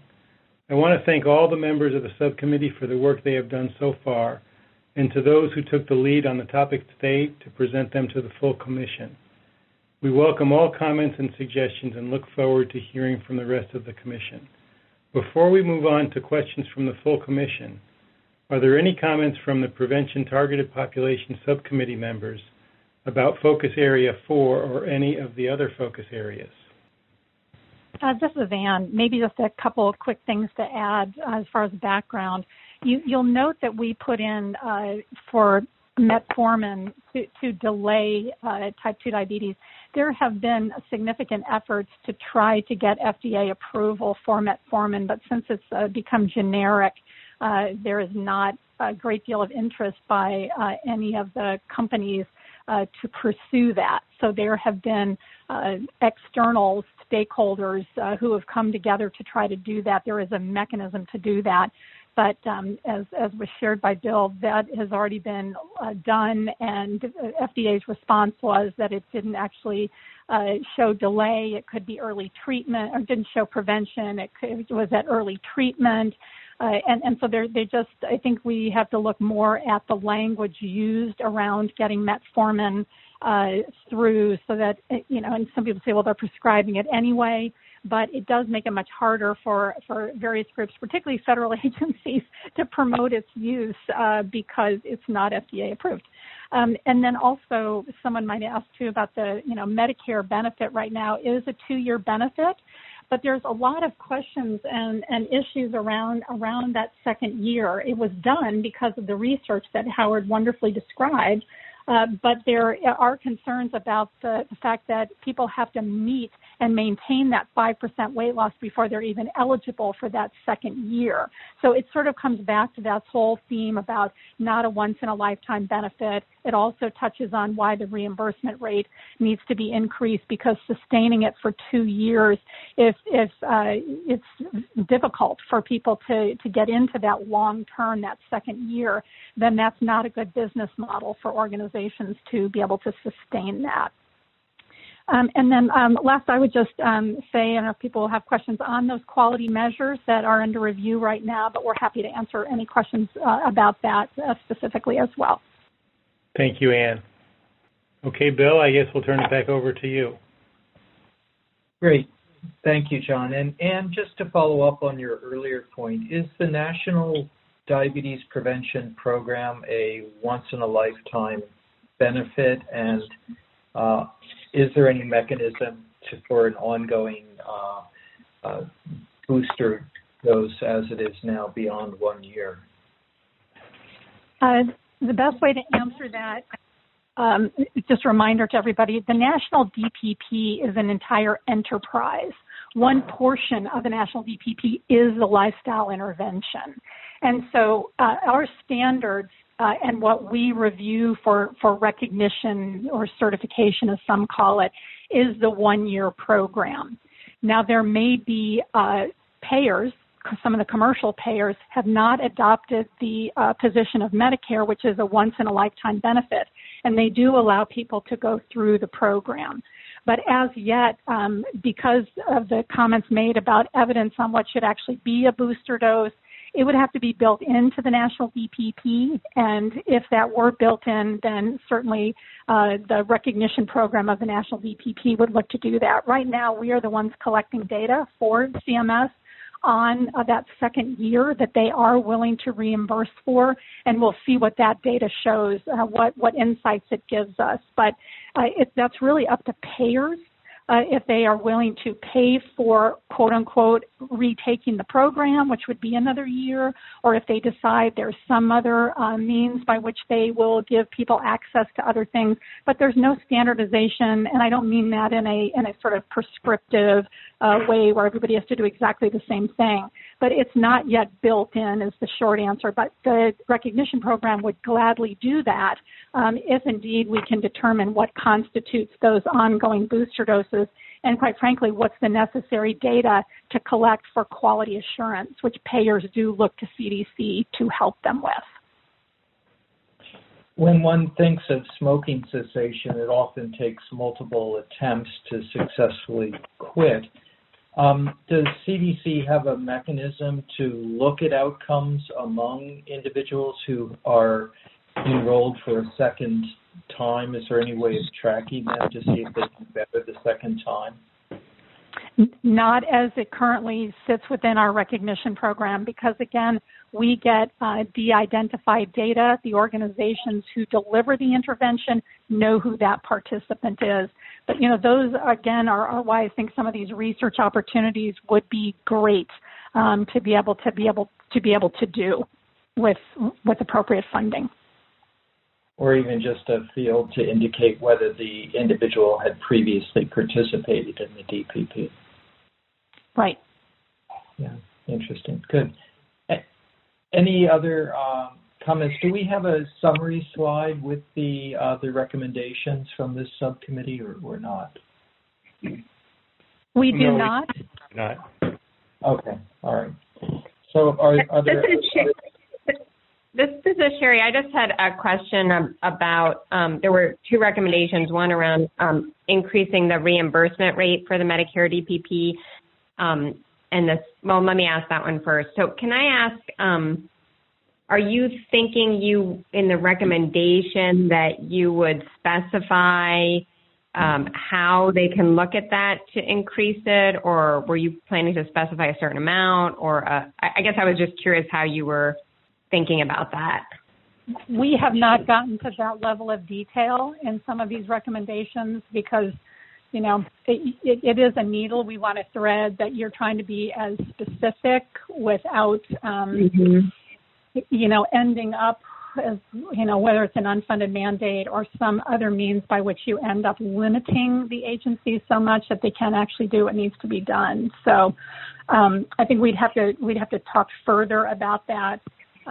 Because yes, it becomes, if we could set up a process by which that amount should be done, arrived at, which you all certainly recommended that there be a group that really reviews those policies and allows public input. But, some responses to that may be, well, there already is a public comment period. Just about anything we all do has to go out for public comment. And I can certainly say, after having gone through the Medicare DPP experience, that they do have actuaries and economists who look at the existing data. And as we talked about in our subcommittee, and we alluded to it a bit, it isn't only about getting an increased amount of reimbursement, but it is also in some way, whether it's the federal government, again, we can do some of that work. CDC is doing it right now. We need to help these organizations, whether they're delivering the National DPP Lifestyle Program or they're doing DSMES, DSMT. These organizations also do need to themselves have a good business model. There are a minimum number of people that need to be seen for something to be sustainable. In the case of the National DPP, because it is very much about community delivery in addition to healthcare delivery, that you've got to help these organizations be able to link to an entity that can deal with their billing processes, their HIPAA lawyer requirements that are necessary for being a Medicare supplier. So we have such an opportunity in the work we're all doing right now to truly link the community sector to the clinical sector. And the National DPP is a great example.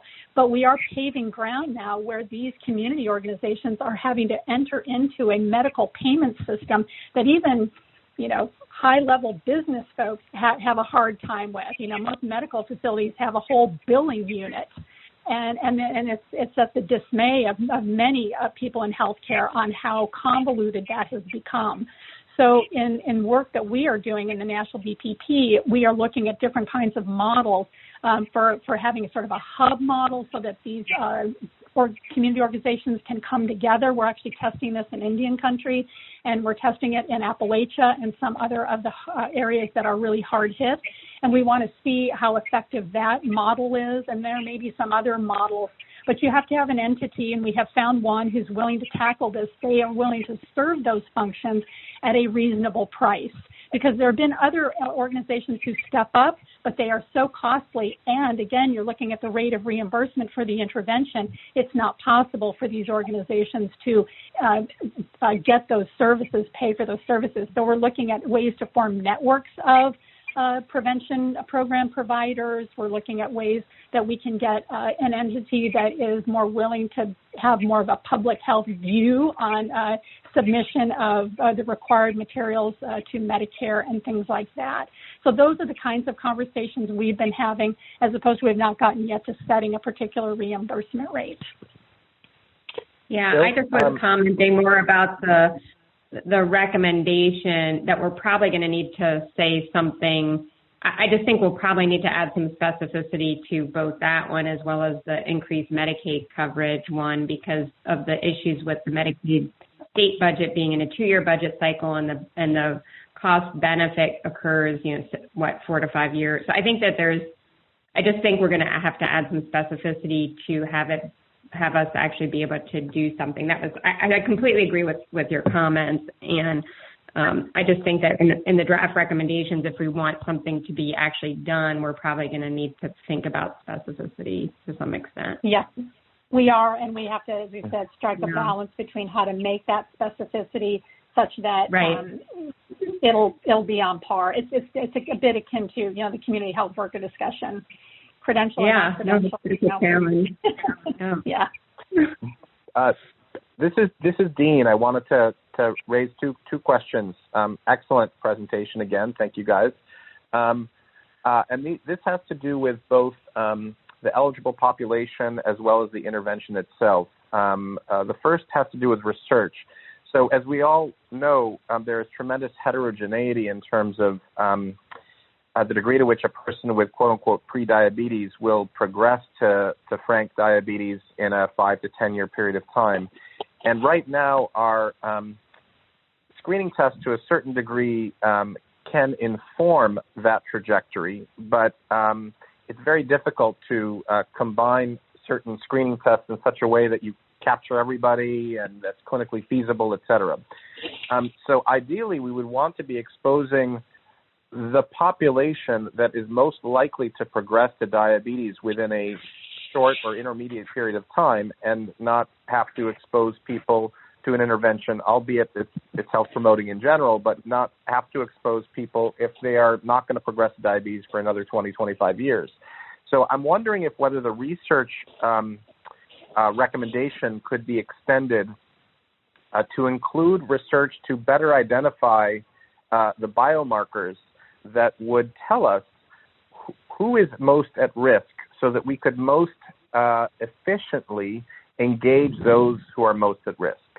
So that's one comment. The other comment around research is just to remind us that so much of this work is a function of the remarkable results that were obtained by the Diabetes Prevention Program study, which was published in 2002, which means that much of the delivery of that program happened in the late 1990s, which means that the formulation and scientific basis for developing that intervention occurred in the 1990s, at a time when the leading hypothesis with respect to the progression to diabetes had to do with fat in the diet and caloric intake and weight.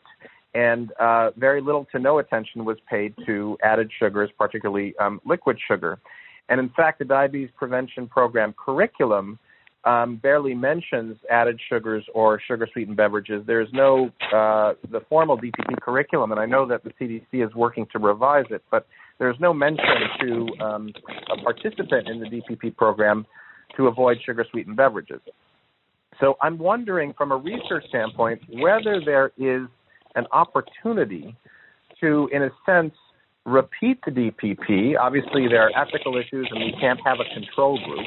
But to repeat it such that one could have the traditional DPP versus a DPP that either focuses on added sugars or augments it with a focus on added sugars, which would then have the potential to even have more remarkable results than what was observed with the 38% reduction or the 59% reduction. I can't remember off the top of my head. The related question is whether or not, from a delivery standpoint, the CDC could update its DPP curriculum to more specifically focus not just on low-fat diet, but explicitly around added sugars and sugar-sweetened beverages, which currently is largely absent. I will stop there. Great comments, Dean. Thank you. I'll try to tackle some of those and look forward to others and help us keep on track in answering your questions because you have lots of good points to make there. Let me start backward. As you did note, at CDC is actually just beginning now. We've got contracts signed. We are identifying expert consultants. We had already convened a panel of experts, including folks like Dr. Mustafarian, Linda Delahanty, others who came together, and a whole array of other folks to work with us. And we will be making adjustments to the curriculum, which certainly can include things around sugar-sweetened beverages. There will likely be a focus on diet quality as opposed to specifically, fat gram content. But we are going to have to, whether it's a study comparing those, we may be able to look at some of the data that we have as we get outcomes from programs and we see which organizations are using which curriculum, because it's unlikely that we will require people to stop using the current curriculum, because there are people who are doing very well with that and they are finding that that's helpful, and there are absolutely organizations and practitioners who feel strongly that that is quote-unquote outdated information and that there do need to be changes. Certainly sugar-sweetened beverages may be a part of it, but there are other issues as well, such as diet quality. So all of those things are being discussed as this group at CDC embarks upon re-examination of the nutrition component to the curriculum. So I hope I touched on some of those. Whether or not there could be another randomized trial, I would certainly look to, NIH if that's something that they would consider doing, or there are others who would be given the resources to do that sort of a research study. And then what was the other comments, Dean, that you had that? I'm sorry. The other comment was around identifying biomarkers that will help us know the trajectory, because right now 40% of America has prediabetes, right? And so this is a huge swath of the population we're trying to reach. Yeah. That was the intent, and certainly Bill and others can speak to this.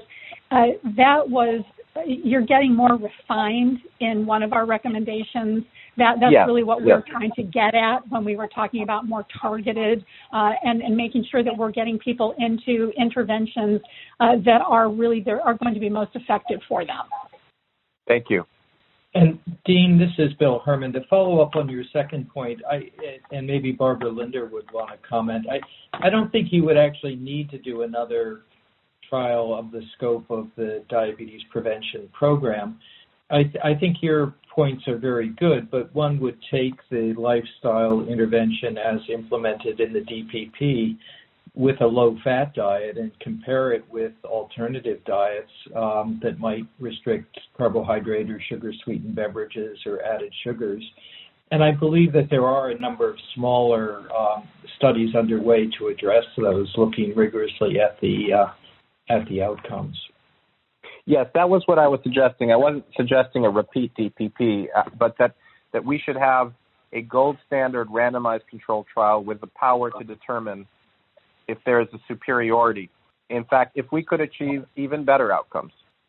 Now, though individuals have dietary preferences, and some of the heterogeneity of treatment effect may have been related to the acceptability of the low-fat diet. So even a more sophisticated design where people might be able to choose the diet that suits their lifestyle the best.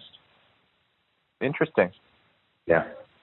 Yeah, so this is Barbara. I mean, I just, this isn't specifically in the context of diabetes prevention, but, I mean, Dean, I'm sure you're aware that in the whole obesity field, this issue of, whether one type of diet works better, than another is a hugely controversial area, but one that's an active, area of research. Yes, and the Precision Nutrition Initiative would theoretically provide an opportunity to test this. It feels like an incredibly important clinical and public health question that I don't think we have the answer to. I would agree. Great comments. Other comments? Bill, this is Paul Conlon. I'd like to address, maybe this would be best to the co-chairs, Ann and John. In following the flow of your recommendations, I fully understand how each one of them developed from the focus areas that you've outlined. But the numbers of recommendations are quite substantial. I didn't count them, but I assume there's probably more than 20 of them. Some of them are relatively broad. Others are very specific. And just, as I was seeing them pass by, it seems like they probably could be grouped into broader categories that would be overarching. I saw a very substantial number related to DPP. So perhaps there could be like a broader statement about your recommendations regarding DPP and then sub-bullets under that representing the specifics. Same for research. There was a substantial number of recommendations for new research. One could envision a broad statement about new research related to prevention of diabetes and its related disorders and the various sub-bullets, et cetera. And that might assist in presenting this as opposed to each one having equal weight. Yeah, there's certainly multiple ways this could be done. I think we chose the way we did because we wanted to be sure we were addressing our focus areas, and of course we're just in round one of our draft recommendations, so appreciate those comments. I think this is actually a question for the whole entire overall document that we're going to be coming up with, because there's going to have to be, while each subcommittee right now is focused on our structure of our recommendations and wanting to be sure that people can follow our thinking, the charge for the entire commission and putting the entire document together is going to have to decide on how to organize all of our recommendations. So maybe that's, again, maybe revisiting the outline we've previously talked about for the entire commission recommendations may be worth revisiting. So as we move all into our second round of draft recommendations, we are aligning them or organizing them in a similar manner. And Paul, this is Bill again. I think the process that John and the subcommittee used to generate these initial recommendations resulted in a lot of them. John, do you want to just say a few words about how you put these together? Sure. So we just used the process where everybody make a recommendation based on what they had learned so far, and then we combined like recommendations. And we got to the point yesterday where we were discussing these, but we haven't gone through a process yet where we rank those. So the next step is ranking these along the lines of impact and feasibility, and then going through one or two more iterative processes to get a more focused list. Thank you.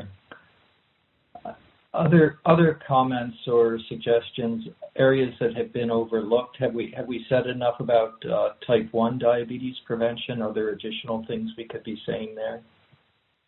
This is Ann. Lots of questions in those areas. There are certainly some trials that have been done and attempted to look at type 1 prevention, and some things ongoing. We did mention some of those potential target areas. So a lot of that, we think, unless others have, other knowledge or suggestions, that much of that is falling into additional research as needed. Great. All right. Any other comments at this point? Yes, this is Meredith. Can you hear me? Yes. Oh, good. Okay, thank you. I typed a question. If you're having trouble hearing me, I just typed a question into the presenter chat. I wanted to congratulate you on an excellent presentation. I much appreciated how you came up with your recommendations through your facilitated strategic planning. I very much liked the research questions that you raised. I was intrigued because a number of these questions, for example, prevention of type 1 diabetes, prevention of obesity, what makes someone predisposed to advance to diabetes, etc., one might say that there is still a substantial need for basic mechanistic research to address some of these questions. There is also perhaps some research that is ready for clinical trials. And I'm just intrigued to know how would one handle the balance, the need for very different types of research, both very basic and mechanistic, at the same time need for clinical trials, just as we've just heard. How does one address that as a recommendation? Yeah, this is Anne. I'm sure others will have comments on this too. Just again, wearing my hat of working in a federal agency, CDC, who does do research. Our research is not mechanistic in nature. It is very much around joining in with some clinical trials and with our colleagues, particularly at NIH. And our focus is actually on implementation research, because even once you move out of clinical trials, you've got to get the results of those studies, like the DPP, into people's hands, either as a clinical intervention in a medical facility or as a lifestyle intervention or something else. So the federal agencies do actually have different focuses. So certainly NIH does very much the basic mechanistic research, the majority of the clinical trial research. They are doing some implementation science research.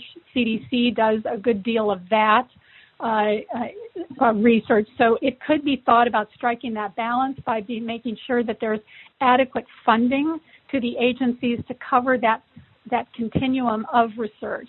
Because as you move up from a mechanistic to basic science to clinical trials, and then you actually get into the research that's needed to move something from a finding into actually use and policy change in the real world, the funding goes down. So I think it would be helpful to have a more equitable distribution of funding along the continuum. Mm-hmm. Thank you.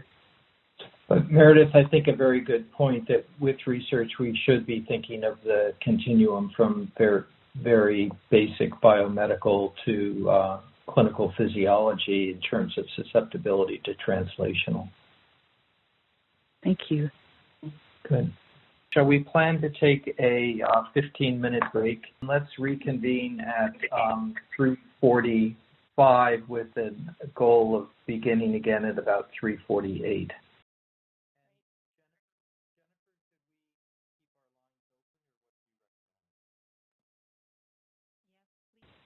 We are live, so you can go ahead and get started. Jen Bishop, I believe, is going to do a quick roll call. Perfect. Great. Thank you. Go ahead, Jen. Okay. Good afternoon, and thank you for joining us for the second half of the 8th meeting of the National Clinical Care Commission. The meeting is back in order, and we're going to do a quick roll call. When you hear your name, please say the word present. Bill Herman.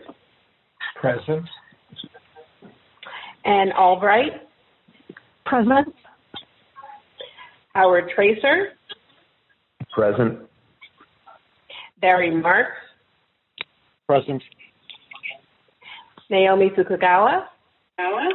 Present. Present. Donald Schell. Bill Chung. Present. Aaron Zapata,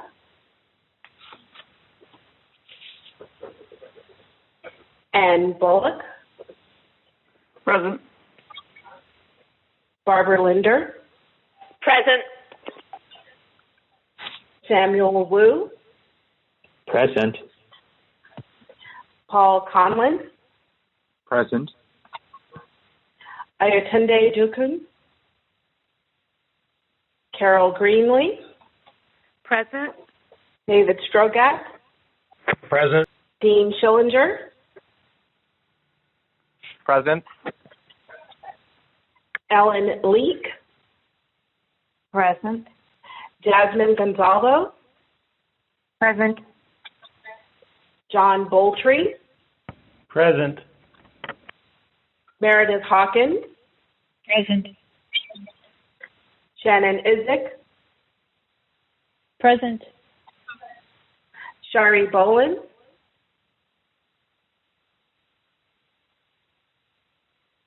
Bill Cook. This is Sherry Boland. Sorry, I was having trouble unmuting.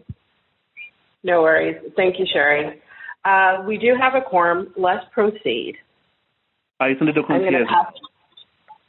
pass. So, Thank you. Are Donald, Aaron, or Bill Cook back on? Okay.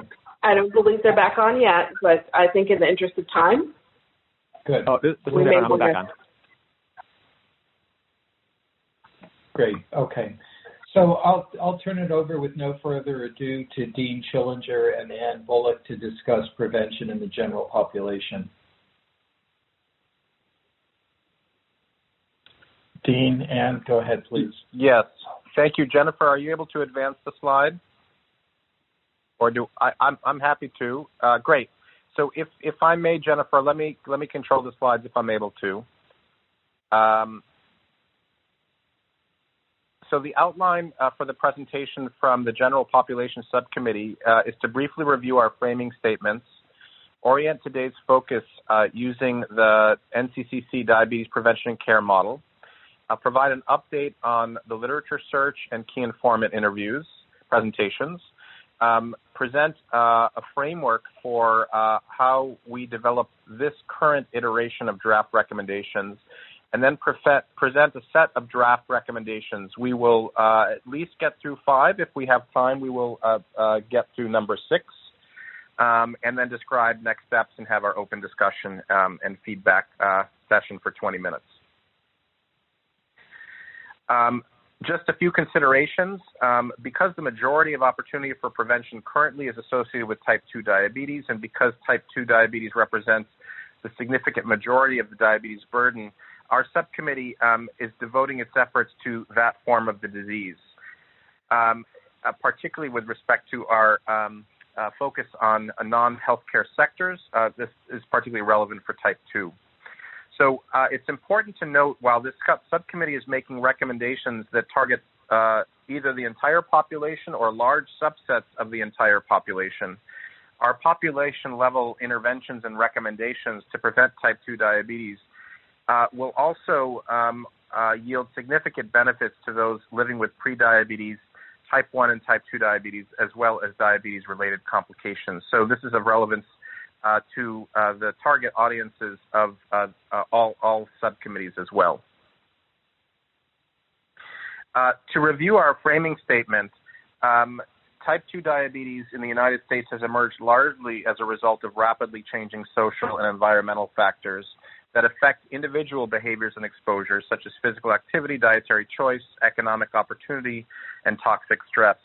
These factors and exposures are differentially and unequally distributed across the general population based on socioeconomic, racial, and ethnic, and geographic characteristics. And such exposures have differential impacts at different points, both within and across the life course.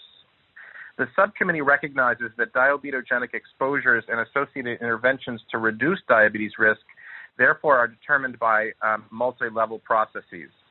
This requires that we approach type 2 diabetes prevention efforts at the population level from a socio-ecological perspective, focusing on effective and scalable interventions and solutions that can play out at individual, family, workplace, institutional, neighborhood, and policy levels, and within settings associated with each level, in a fashion that is at times broad-based and at other times tailored to particular social and demographic subgroups within the larger population. You are all very familiar with the diabetes prevention and care model that we have developed. The key point today is that we will be focusing on the left side of this slide for the most part, with a particular focus on food systems, a government's role with respect to food systems, and then an overarching recommendation that is relevant to the entire ellipse on the left side of the slide. For today's presentation, we are primarily focusing on diet and nutrition, with a few exceptions. But in that regard, I want to remind people of a slide we presented at the September meeting, where we listed the relevant federal agencies, some of which are health agencies and others are non-health agencies. And I've put in red here those agencies that we will be touching on today when we speak about diet and nutrition recommendations. I'll begin with, actually, if I could take it back, it sounds like, Jennifer, you didn't have time to insert the slide. You recall that Carol Greenlee had presented early on a slide that Rick Olson had provided that describes the three issues of agency fragmentation, agency overlap, and agency duplication, sort of the spectrum of problems that our recommendations are attempting to address. I want to add a fourth, and I'm sorry I didn't get this into the slide in time, which is that there are a number of situations in which federal agencies are not overlapping, are not duplicating, are not fragmenting, but rather they're actually antagonizing each other with respect to their respective missions.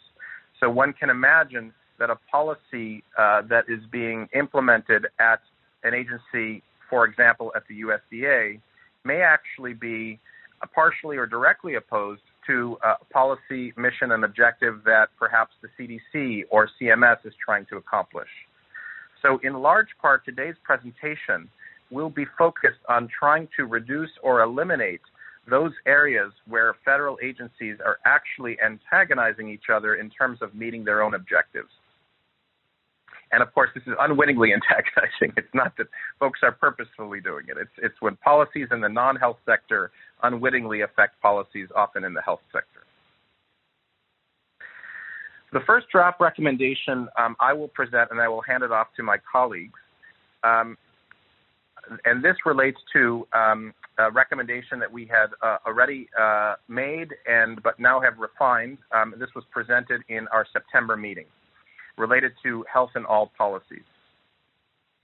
So despite the impacts of a wide range of federal non-healthcare agencies' programs on the health of the population, agencies' policies and rulemaking decisions are not influenced by their associated health and economic consequences.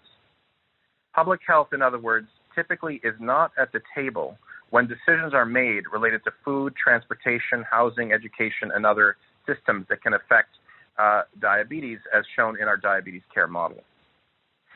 The rapid rise in diabetes in the United States has been driven by dramatic changes in the social and environmental milieu, and the attributes of this environment are in part a function of federal policies that affect everything from transportation to housing to food to marketing to clean air and clean water.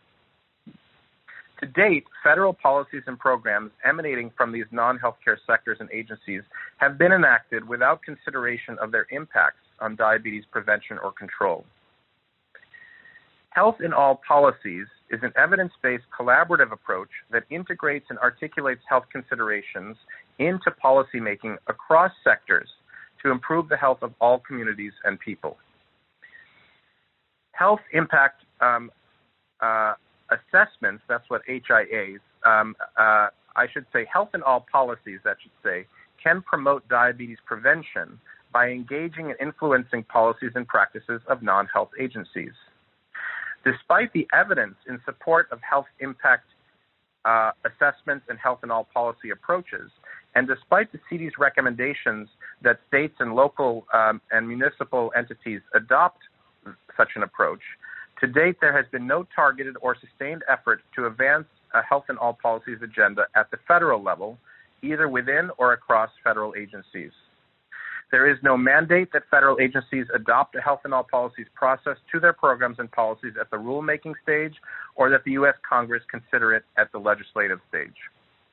This represents a significant and costly gap in federal efforts to prevent and control diabetes, one that could be filled by creating requirements and interagency coordination around a health and all policies approach.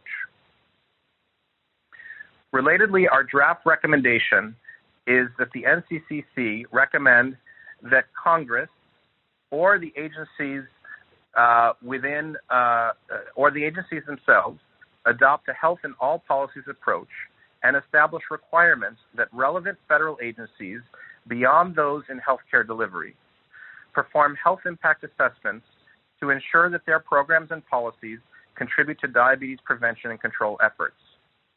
Furthermore, we recommend that such programs and policies with significant potential to affect diabetes prevention and control be subject to prospective evaluations of their health impacts. I want to define health impact assessments briefly. These are assessments it's on the bottom of the slide here, that are a widely accepted and evidence-based systematic process to promote health in all policies. Health impact assessments use an array of data sources and analytic methods and consider input from stakeholders to determine the potential effects of a proposed policy, plan, program, or project on the health of a population and the distribution of those effects within the population. Health impact assessments typically provide recommendations on monitoring and managing and mitigating those effects and have been shown to be useful to promote health and mitigate the adverse impacts of decisions made outside of the health sector. There are some considerations that will need to be made regarding this recommendation. We will need to establish the conditions and methodologies and thresholds that might trigger a health impact assessment, make progress on the entity and entities that would conduct health impact assessments, ensure that resources to efficiently generate reliable health impact assessments are included, clarify the mechanisms to adjudicate and implement health impact assessment recommendations, and provide training to develop a skilled workforce that can carry out health impact assessments at scale. We are now going to transition from this overarching kind of Uber recommendation to focus on diet and nutrition. The reason we are doing this is because 85% of total U.S. healthcare expenditures are related to the management of diet-related chronic diseases such as type 2 diabetes. The annual direct and indirect costs related to all obesity-related conditions have been estimated to be $1.7 trillion, with the expenditures in 2019 related to diabetes alone at $400 billion. The annual costs of diabetes alone dwarf the annual budget appropriations of most federal departments and agencies in fiscal year 20. Nonetheless, these agencies themselves yield significant potential impact for reducing diabetes-related costs. Where we're at in the diet and nutrition recommendations, we just recently received a comprehensive literature review of these 9 research questions related to diet and nutrition. Over the next few weeks, we will be integrating these recommendations to refine the current recommendations and perhaps offer new ones. The recommendations that we present today are the result of literature searches that we as a subcommittee have conducted either as a group or individually. This is draft recommendation number 2, and I am passing this on to Carol Greenlee. Thank you, Dean. We're going to do a series of recommendations around SNAP. SNAP is the largest federal nutrition assistance program at $80 billion per year, and in 2019 serving 38 million people per year. The primary role of SNAP is to reduce food insecurity. And as we all know, food insecurity is one of the top social determinants of health contributing to poor health outcomes. There is strong evidence that SNAP has very successful ultimately achieved a reduction in food insecurity, and with that, a reduction in the associated health harms. However, SNAP participants remain at high risk for cardiometabolic disease, especially diabetes. A majority of stakeholders believe that SNAP should, quote, ensure adequate dietary intake. Adequate dietary intake for fruits and vegetables is associated with a reduced risk of diabetes and obesity, as well as hypertension, stroke, cardiovascular disease, and cancer. Surveys show that over 40% of SNAP participants have insufficient fruit and vegetable intake. Fruits and vegetables cost more than many less healthy food options.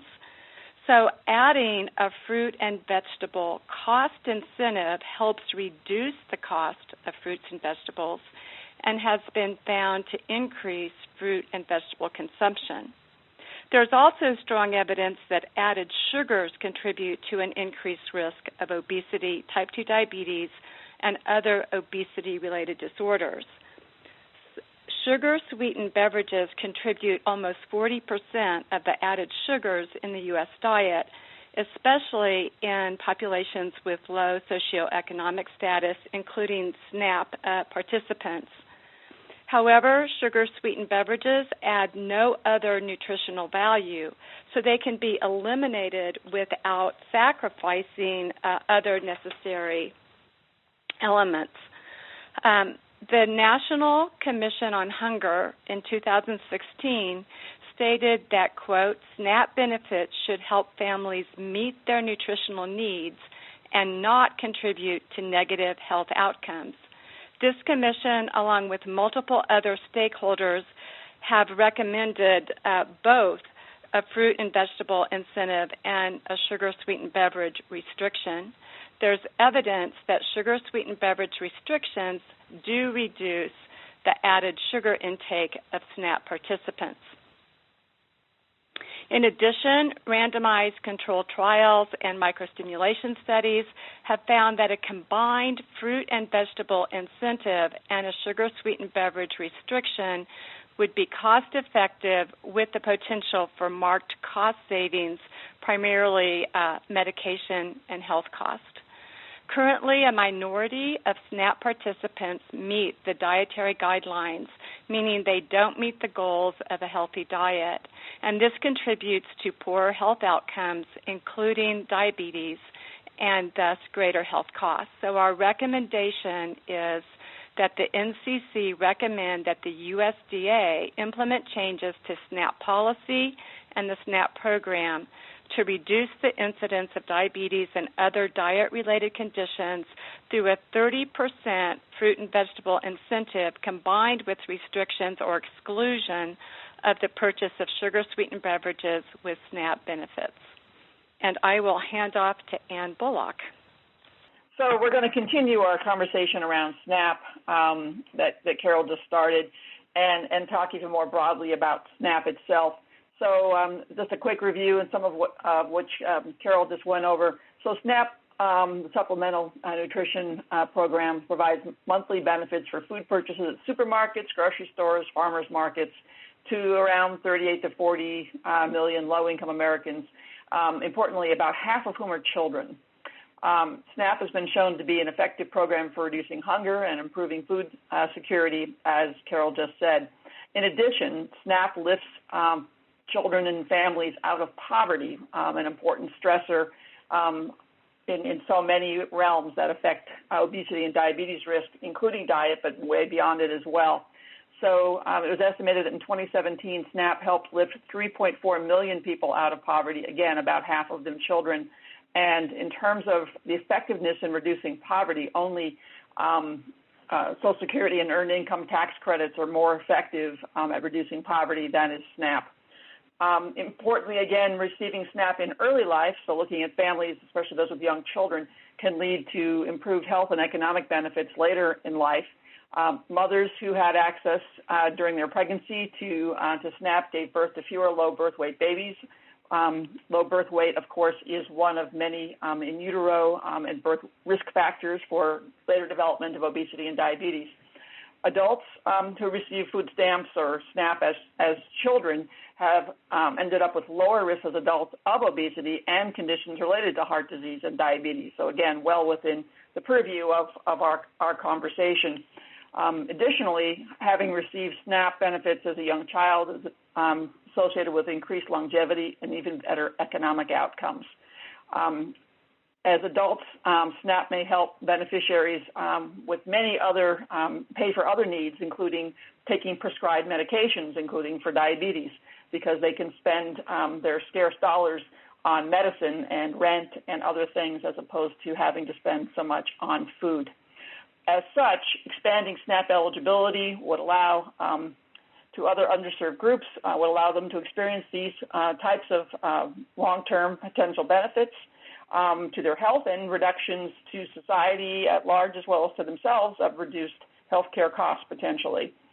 And additionally, raising SNAP benefits would allow households to better afford healthy food, could contribute to improved health and other positive outcomes as we've been talking about. And lifting or easing eligibility restrictions for underserved groups would improve their food security.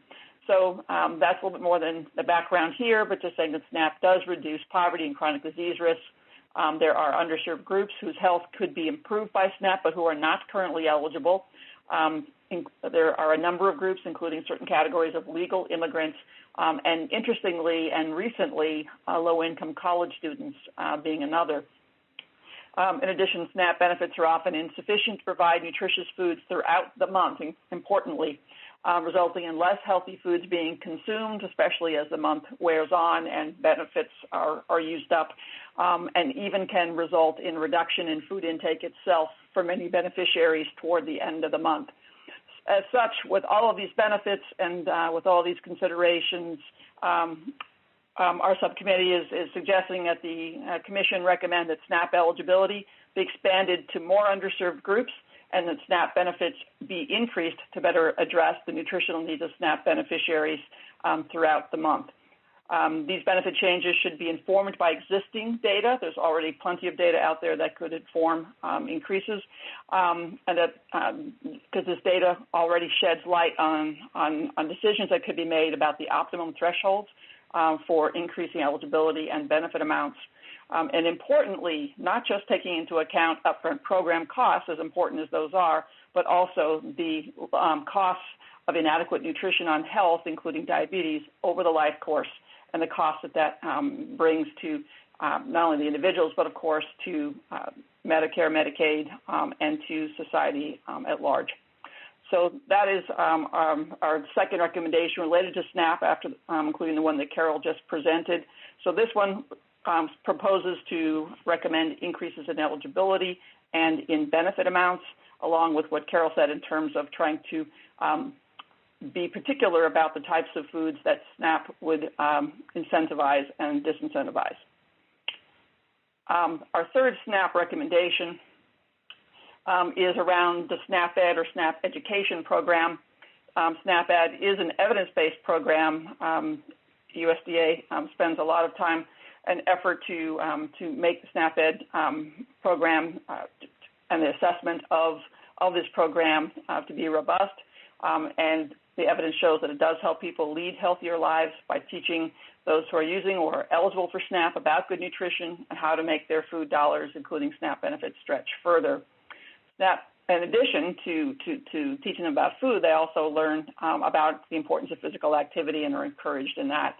And SNAP-Ed works with all types of community organizations, including social marketing campaigns, nutrition classes, cooking classes, and ways of improving policies and systems in the community. So reach even beyond the beneficiaries themselves. And importantly, research has shown that incentives combined with education is more effective than providing either alone. So as important as it is to incentivize the healthier food options in the ways that Carol described, we need to also educate people on those benefits and how to do those. So, and of course, any changes in SNAP eligibility or food benefits, as we've been discussing, would need to be communicated clearly, and the SNAP-Ed program would be the way to do that. So our draft recommendation is to suggest that the Commission recommend that the USDA should bolster the evidence-based SNAP-Ed program to further improve nutrition education that is provided to SNAP beneficiaries, and importantly, to reinforce that effective communication models and teaching models should be employed which meet the health literacy needs of SNAP beneficiaries so as to get maximum benefit from all of this, including hopefully to help prevent and better manage diabetes. That's all for me. Thank you, Anne. Thank you, Carol.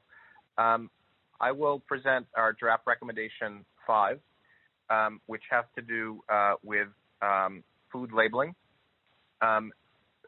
The general public, especially those of lower income and educational status, is frequently misinformed about the nutritional value and health risk of foods and beverages, especially processed foods and retail foods, those purchased in restaurants and fast food establishments.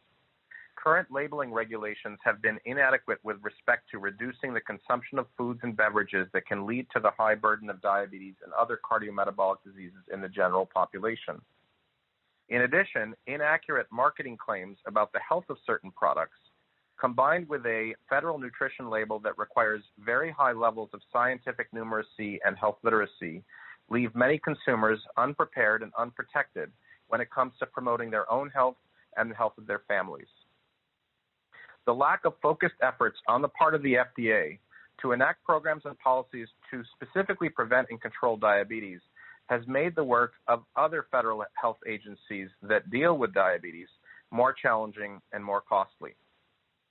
There is strong evidence from around the globe that clear and compelling food and beverage labeling can improve dietary quality at an individual and population levels. Our draft recommendation 5 is as follows. The NCCC recommends that the FDA revise and or develop specific policies and actions so as to reduce the risk and the burden of diabetes among U.S. consumers by better enabling comprehension and influencing healthy food and beverage choices. These include mandating clear, simple, and evidence-based front-of-package alerts or icons to inform consumers to the presence of levels of added sugar, salt, and fat in excess of threshold. 2, enhancing the new added sugar requirement on nutrition labels through the addition of units in teaspoons, as now the amount of added sugar is conveyed in grams per serving, which has been shown in numerous studies to be incomprehensible to the general population. And 3rd, developing a more robust communication campaign targeted to ethnically and linguistically diverse audiences disproportionately affected by type 2 diabetes that conveys how a new added sugar label requirement and front-of-package icons can be helpful in an individual and a family's efforts to prevent diabetes and its complications. I will now hand it over to Jasmine.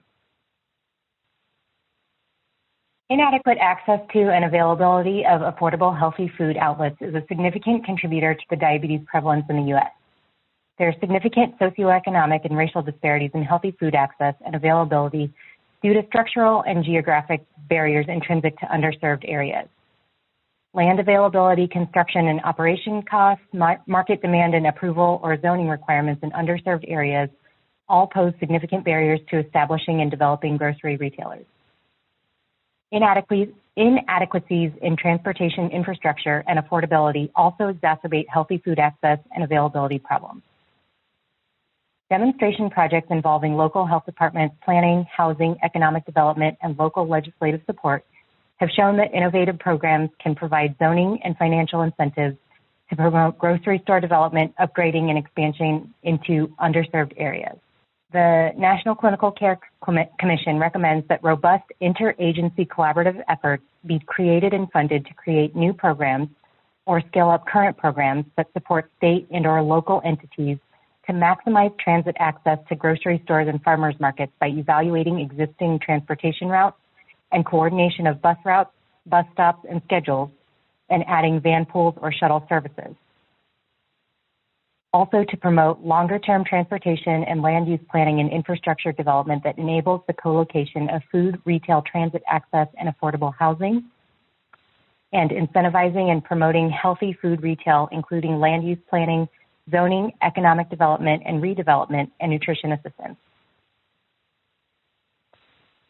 And that's back to you, Dean, I believe. Thank you, Jasmine. Yes, so that's a little bit of where we've been and where we are. Our next steps are to conduct additional interviews with key informants and key agency contacts across specific health and non-health sectors and agencies, to synthesize the literature search in the nutrition and diet domains that we've just received, and to complete and revise current recommendations, as well as compose new draft recommendations in the domain of nutrition. The other areas that we are currently looking at include sugar-sweetened beverage reduction initiatives, the GRAS status of added sugar, GRAS being an acronym for generally regarded as safe. The question being, is added sugar at certain levels generally regarded as safe or not? Incentivizing changes to, growth in, and shifts in crops the crops that yield fresh fruits and vegetables, nuts, beans, and whole grains, other forms of food system innovation, and then analyses and potential recommendations around the non-SNAP federal food nutrition assistance program, such as the school lunch program, etc.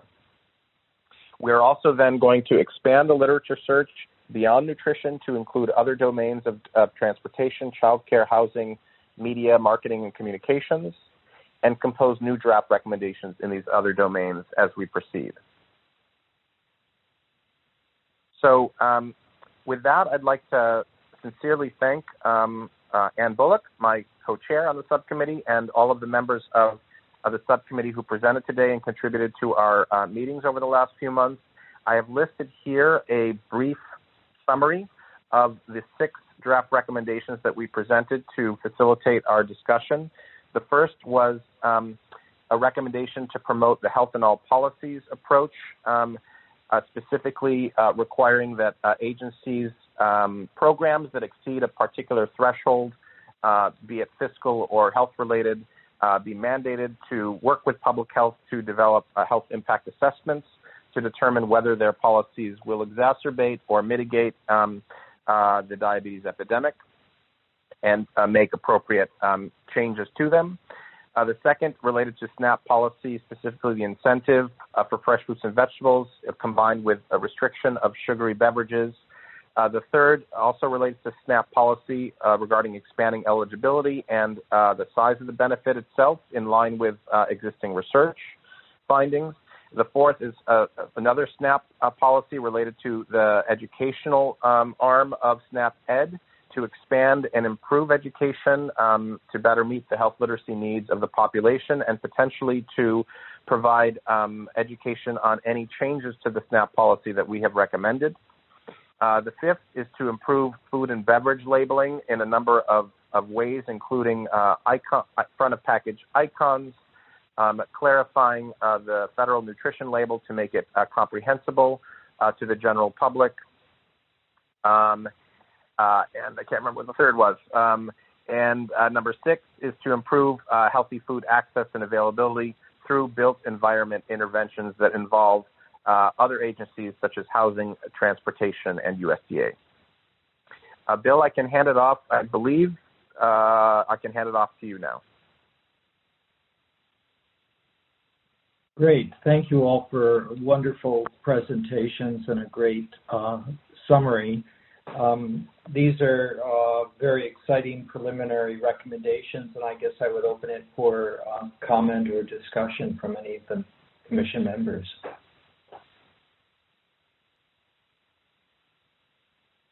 Any comments from anyone?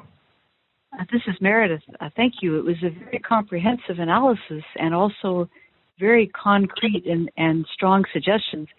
I had a question with regards to the food access, and I agree it would be wonderful what was proposed, linking up transit with better retailing, et cetera. I guess my question is, I'm just picturing people going to larger stores, getting more groceries and trying to get them on buses and so on. And I'm just thinking that there may still end up being a large reliance on the neighborhood bodega. So regardless, and I'm just wondering, in this whole framework, is there a plan to address the neighborhood bodega and to incentivize them to have affordable and appealing fresh fruits and vegetables and lower fat milk, et cetera, et cetera? Would that be part of the plan? Yeah, you were referring to the healthy retail transformation movement that has been carried out in a number of cities. Jasmine, do you want to comment on that, which builds on locally owned corner store infrastructure?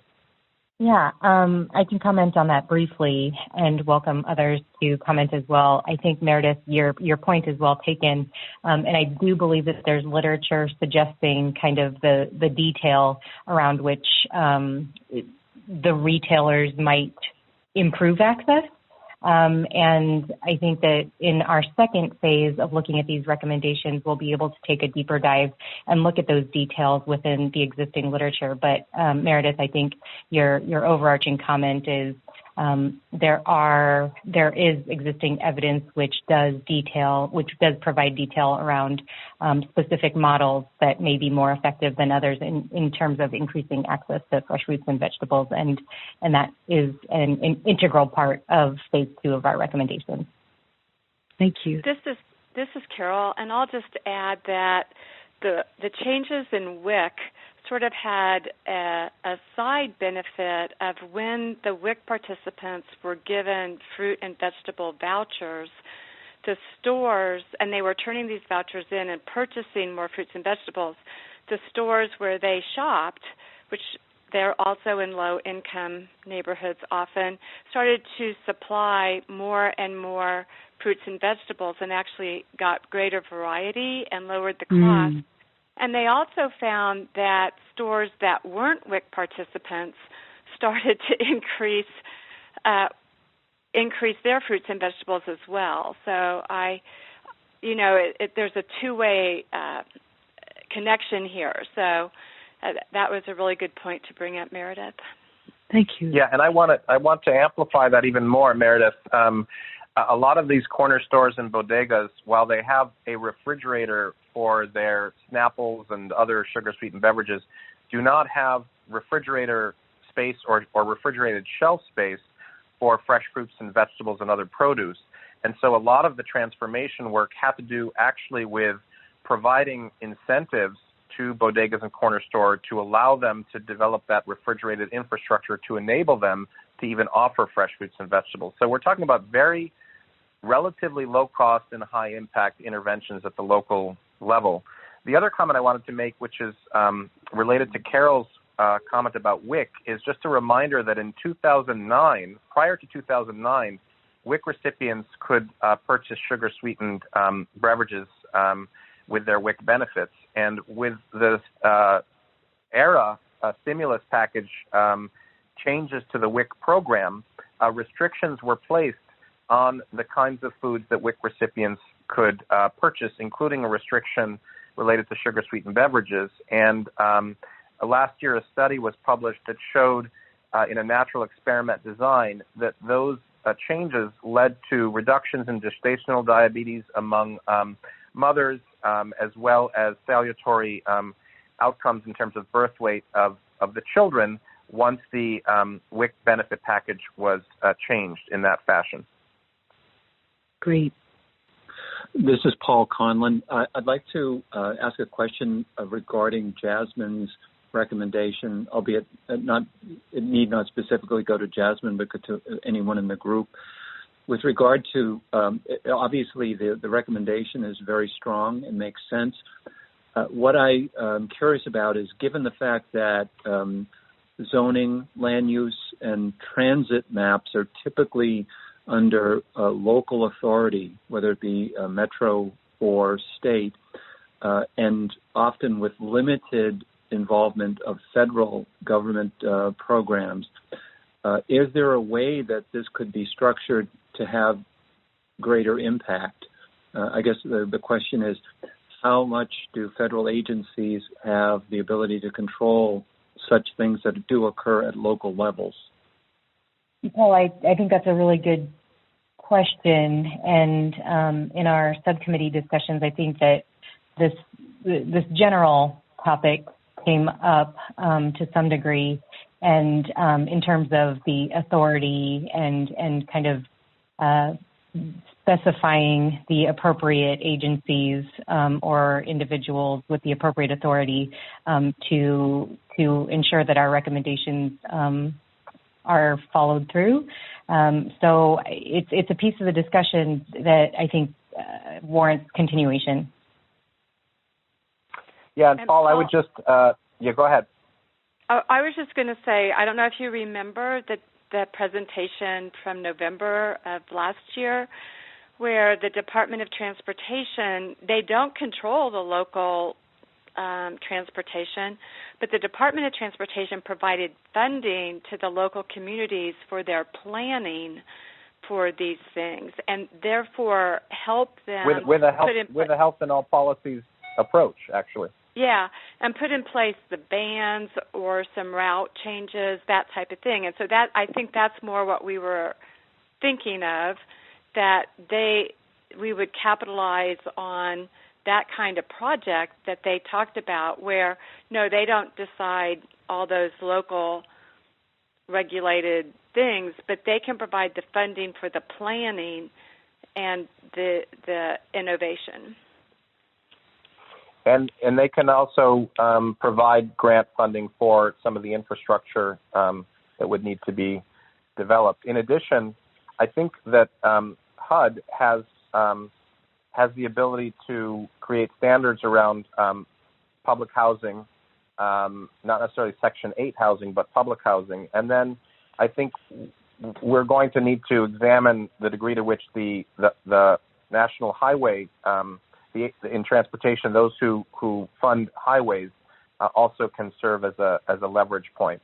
But I think that probably the greatest impact would be on DOT and HUD providing funds to localities to work amongst themselves to redesign particular areas to meet the health and all policies objectives that Jasmine has described in terms of healthy food access. Other comments?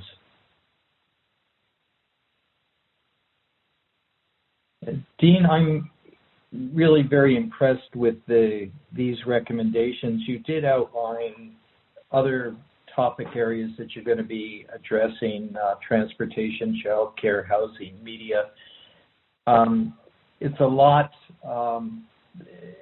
of additional areas. Have you prioritized them? Is your primary focus going to be on food, or how much focus are you going to have on these other things? And do you think it's going to be feasible to address them all in the time that we have left? Let me pass that to Ann Bullock, because I know there are a series of domains that are extremely important with respect to poverty and stress that have a tremendous influence on diabetes that I know we want to focus on next. Ann, do you want to tackle that? Sure. So, I mean, Bill, obviously your point is well taken, and we're well aware of the time frame and the dwindling time that remains. And so seeing what we're going to be able to do in these other domains, we're going to have to, take that as it comes in the next few months. However, even if we don't go into the same detail as we will on the diet issues that we're already talking about and will add in the coming months, the idea is that we feel strongly that we have to at least address these, bring them up, in the text of the chapters and a recommendation regarding them, because far too often the discussion around diabetes prevention comes down to the old model, if you will, of diet and lifestyle and genes. And while all of those are obviously issues related to diabetes risk, genetics has been found to be far less of an issue for type 2 diabetes. across populations than had been previously theorized. And diet and lifestyle issues are hugely related to stress itself, the product of stress, because we know that high-fat, high-calorie foods actually reduce the stress response in addition to the direct effects that those foods have on diabetes risk. We know that stress and poverty produce multiple effects, all of which are at least additive, if not multiplicative, in terms of increasing risk for many things, including, of course, diabetes and other chronic diseases.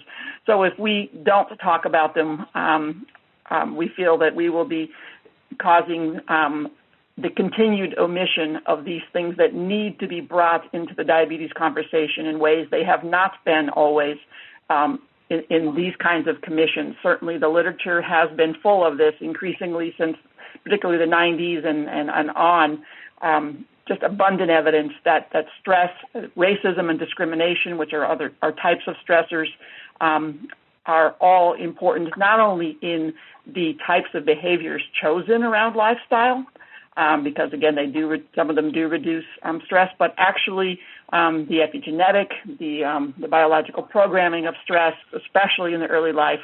If we don't talk about how pollution of many types, air, water, in food products and packaging, again, we are missing an opportunity to bring that into the larger conversation. So sorry if that was a longer answer than you wanted, Bill, but we will do our best to at least address them, even if they are not in the same detail that we're doing on these.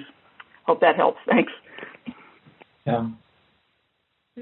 So are there additional resources or help that we could find to move some of this forward?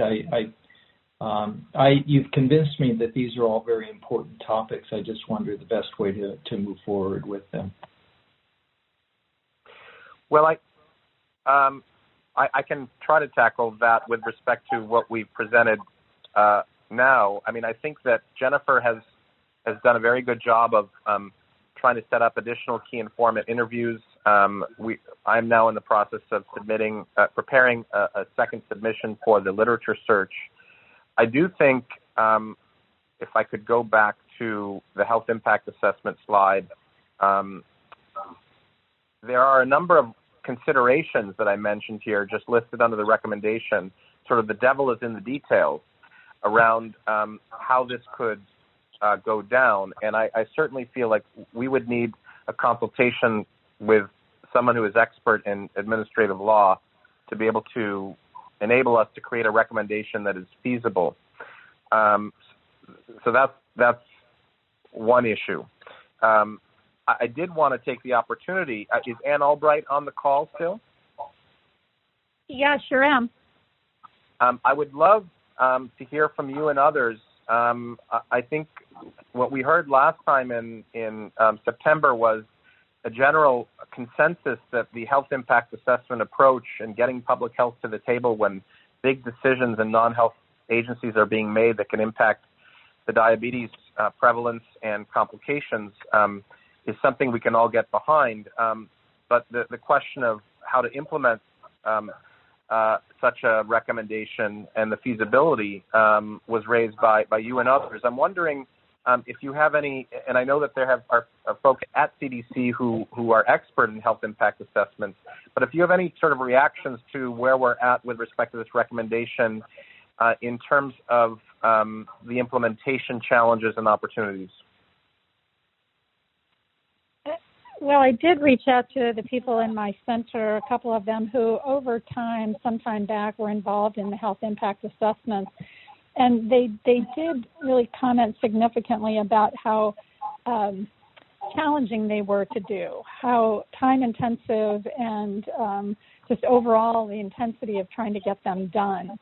And they certainly may have more specific comments to make, but I think, any of these recommendations, when they come to the entity that has to implement them, the devil's in the details.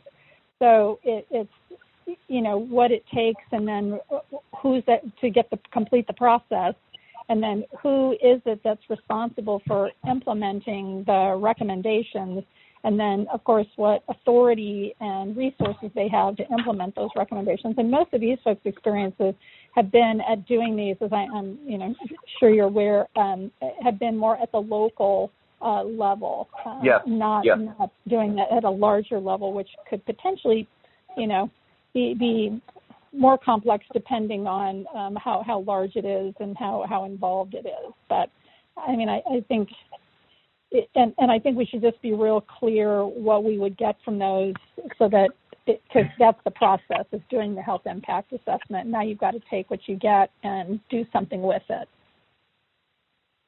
Right. The idea was that it would be embedded in policy making in some way, and that's the devil is in the details.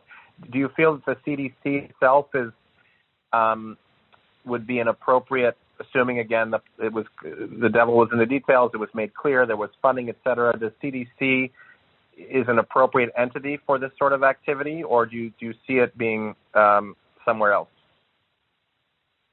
Well, I think it's a question, like a number of the other recommendations that we'll likely be making, is do they reside in one agency, and then how much cooperation is that agency going to get from others? So you can house it in one, but there better be some, wording to make sure that others are also responsible. Otherwise, you do end up sort of pleading and imploring, and it depends on how much cooperation you're able to get. And again, it's not because people are intentionally trying to be uncooperative. It just has to do with what else is on their plate, what other demands they have. So right, you're raising the issue of the scope of the authority in that case. But in terms of the expertise and alignment with mission, is it something that you think is aligned?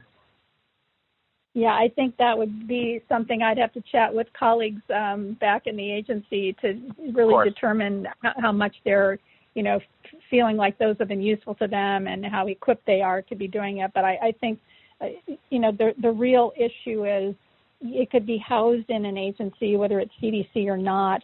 But if the agency responsible for doing this is, yes, it is authority, but it's also the fact that there has to be requirements, if you will, for others, that they know this is, it's almost like it's as much as it is these others as it is the agency you house it in. The agency that it's housed in may be the one that has to coordinate and, sort of get people together, which of course takes resources to do. But yes, it's certainly some things that CDC has done, but I was looking around for people at CDC who are continuing to do it, and I couldn't find anybody continuing to do it. But I think so. It's worth further exploration is the short answer, for sure. Yeah.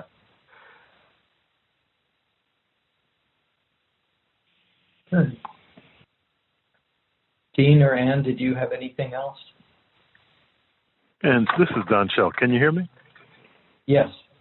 Okay. Yeah, Dean, I think it's a great point you bring up, and I know from my years in local public health, state public health, and when we're looking at decisions that are being made on a zoning level, I'm thinking of ASTO, I'm thinking of NACHO, I'm thinking of boards of mayors and governors. I think these types of conversations are critical, but I think when you're at a county council that then is a county zoning board and a planning board, a lot of the decisions are made, especially about land use and location of businesses and permits that are provided. I think the partnership and the conversation has to be had at those multiple different levels with those individuals who, as you mentioned previously, have the authority, but then the interest, because moving something like this critical, like a health and all policy, as we mentioned with land, permit, zoning, really is going to have a champion on that legislative side. And I think someone mentioned an example of a jurisdiction that might be interested in it. Was we tried it in one local jurisdiction I used to run as a health officer for 7 or 8 years, and so I think it's a great concept. I think it's something we should move forward with, including, but look for a champion or a partner on that legislative side, both from a local, city, town, county, larger city, and even a state perspective. Thank you for the opportunity. Yeah, Don, it's an excellent point, and I think it reflects where the focus of health impact assessments has been to date. which is at that local level. And that's appropriate for the kinds of decisions that are being made that you just referred to. I think the question here is, let's take the USDA for an example. When SNAP policy is made, let's say a decision is being considered as to reducing the SNAP benefit or making work requirements be part of the SNAP benefit or changing the eligibility. The question is, at a federal level, should that agency be beholden to do a health impact assessment to determine not only what are the economic consequences for it as an agency in terms of its expenditures, but also in terms of the health impacts and the economic consequences of those health impacts to the government and society as a whole around federal policy. If it's happening at the legislative level, then it would also extend into things like, okay, well, it's time to renew the Farm Bill. Great, here's the Farm Bill. Can we run it through somebody in public health who can look at the health impact assessment of what we're proposing in the Farm Bill? So it's at either of those levels that affect big swaths of the population that I think this particular recommendation would be about. Now, of course, it would reinforce the kinds of activities going on at the state and local level, but would also be exclusive of them. Yeah, Dean, I appreciate that. I better understand it. And this hasn't come up in our conversations in related to the Department of Defense, but DOD has something called Total Force Fitness. And Total Force Fitness was codified through the Joint Chiefs and through the senior leadership at the department that there are 8 different domains of fitness. And there's physical, there's nutrition, there's emotional, spiritual. There's many things that are incorporated in it. And the department has gone through a process for the past 7 or 8 years to look at all of those different domains as it relates to our soldiers and sailors and Marines and warfighters, and to think about how decisions are being made are impacting them across all those different domains across their, the life of the individual. And so it hasn't been the easiest thing to do, but it's been something that the agency has been committed to. And so I definitely understand what you're saying, that, to look at it from an institutional level about decisions that are being made. And I think it's worthy of more conversation. Thank you. Good. Thank you, Don. I thank the presenters again. I think we should probably move on now as well. And the next agenda item actually is a discussion that I wanted to have related to access to care and system-level interventions to improve the delivery of diabetes care. This really came up as a cross-cutting issue as I began to think about where we were as a commission and what some of the opportunities are. So, access to care, I think, is really the elephant in the room.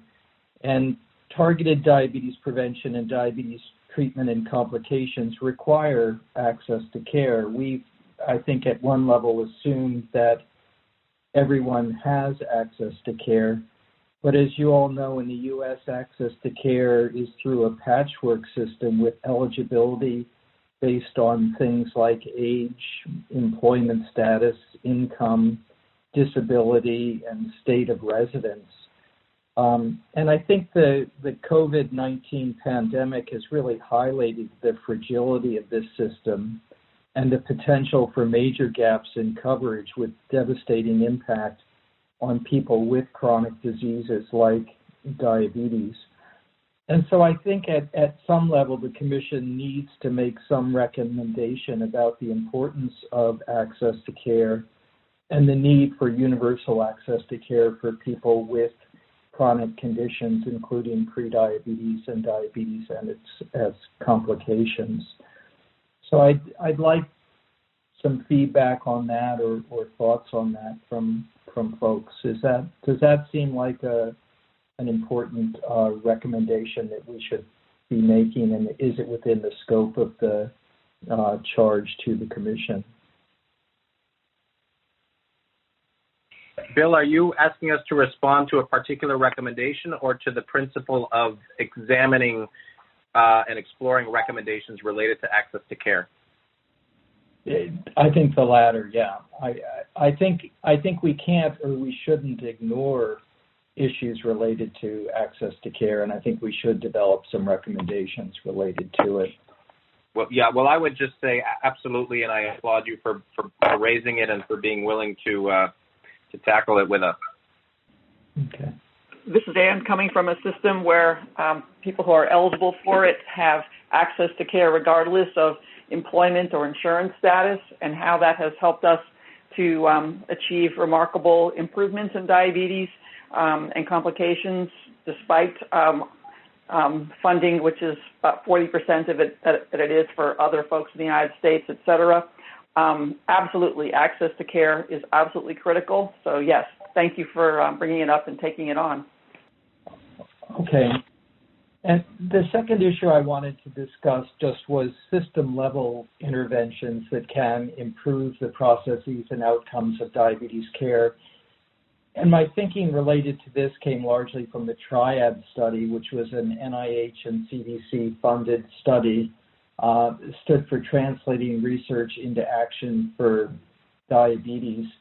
And it was a prospective observational study of diabetes care in managed care organizations across the country in the late 1990s through 2013. And one of the major findings of TRIAD was that healthcare and provider group structure and organization are strongly associated with the processes and outcomes of care. So it really highlights, I think, the role of structural innovation to improve diabetes care. And just as some examples, we looked at provider group and healthcare organization and found that among for-profit health plans, those with stronger provider group organizations, such as group model HMOs, provided more processes of care than those with weaker provider group organization, like independent practice association model HMOs. And the Veterans Administration health centers, which have very strong organizational infrastructure, actually had much better processes and intermediate outcomes of diabetes care, such as A1C control, blood pressure, and lipid control, than geographically matched commercial health plans.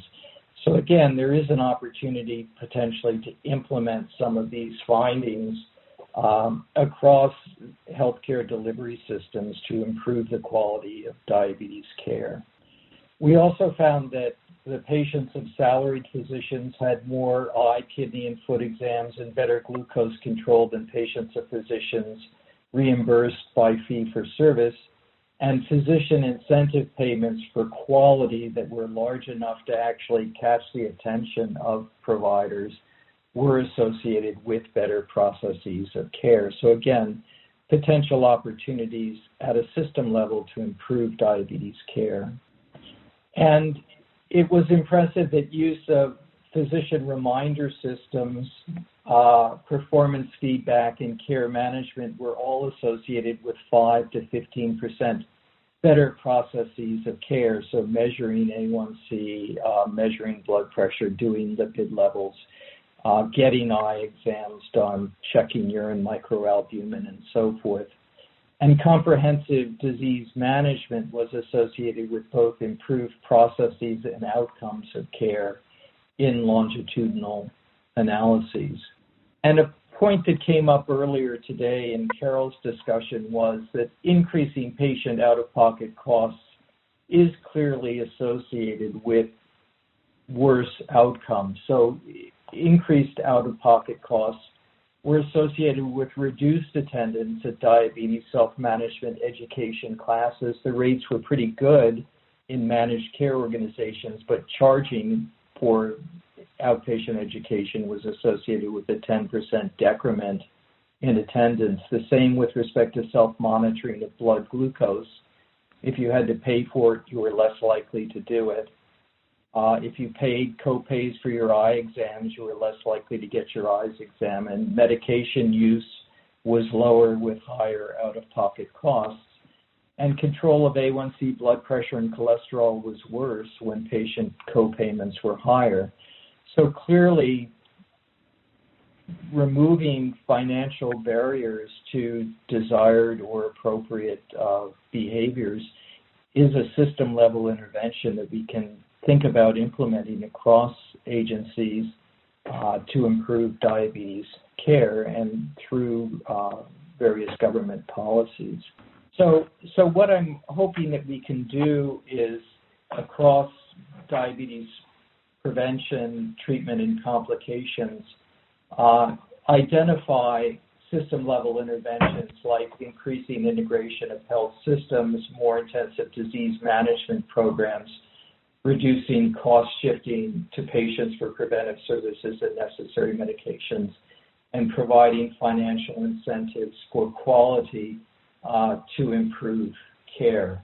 So in discussing this with the subcommittee chairs, we thought it might be worth trying to convene a working group to explore issues and make recommendations related to access to care, team care, use of registries, prompts and reminders, care management, benefit design, quality measurement and reporting, delivery system design, and quality-based payment models, sort of as cross-cutting issues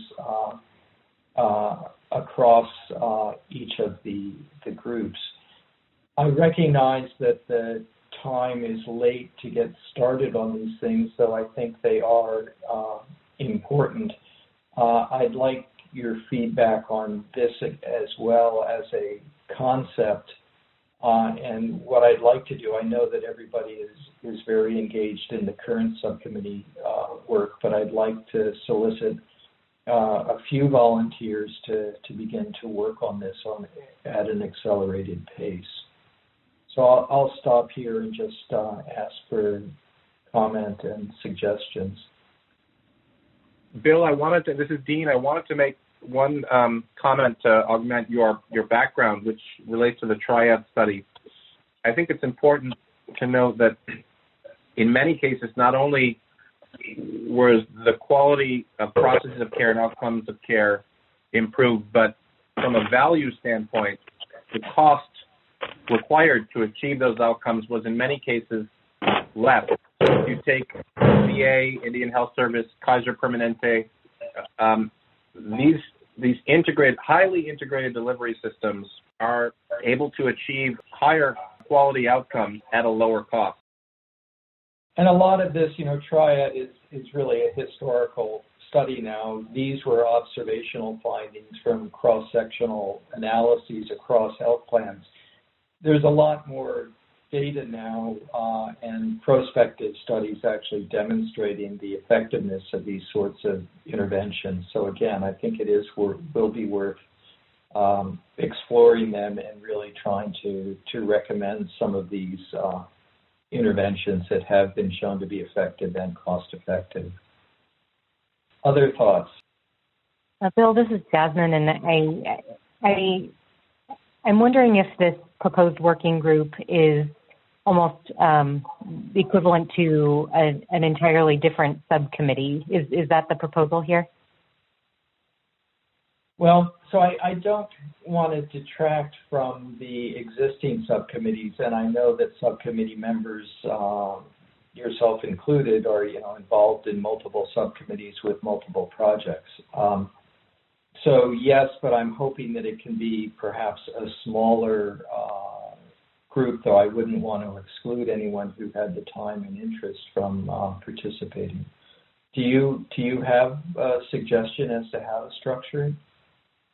Well, I agree that it's a very important topic, and just having the perspective of sitting on two different subcommittees and looking at these gargantuan topics to explore, I think it does take kind of a Herculean effort to adequately address these, and I'm not suggesting that we shy away from it.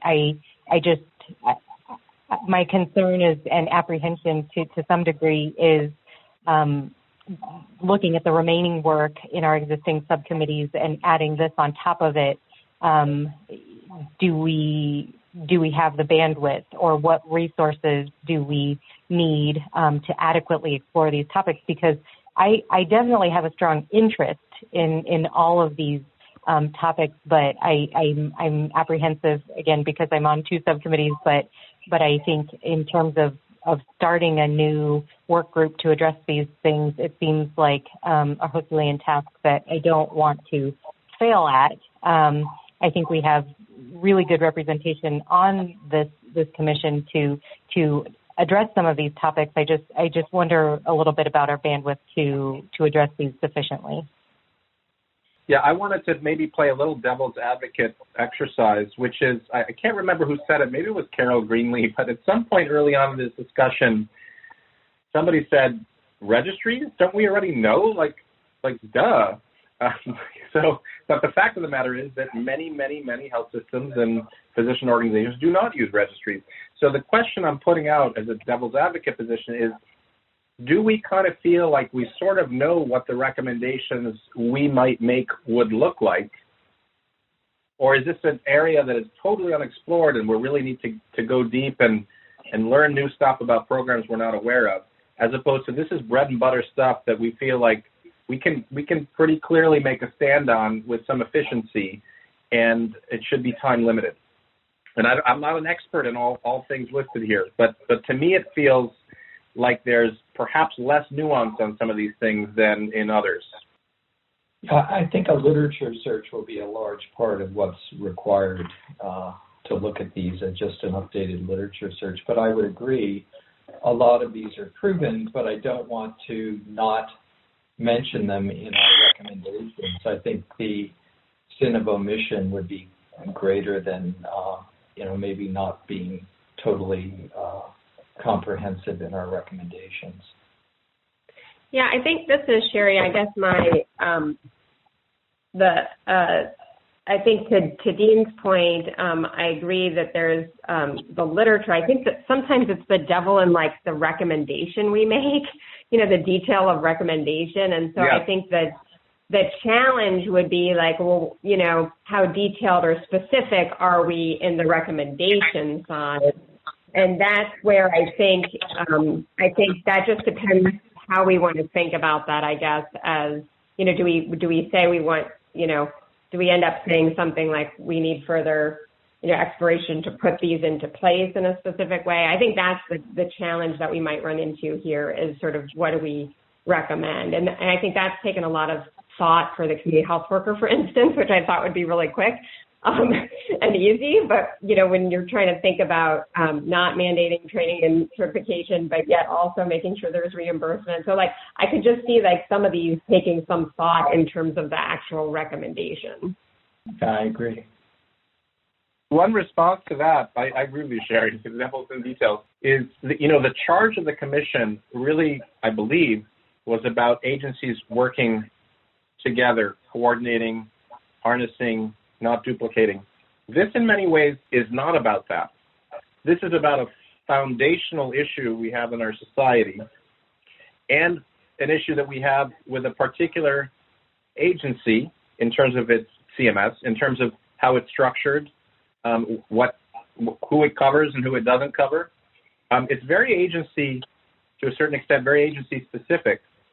Is there a pathway to include commentary and recommendations about this that in some way, because of that, makes it different in the process that we undergo to come up with recommendations? Or is it the same as the community health worker example that you just gave? Well, so I think some of these topics are already being addressed when we talk about team care and some of these, and there are clearly CMS pilot projects related to delivery system design and quality-based payment models. So I think a lot is out there, but it's just getting it organized and making recommendations. Certainly there are situations where CMS could be better working with AHRQ or HRSA. There are within HHS opportunities for collaboration.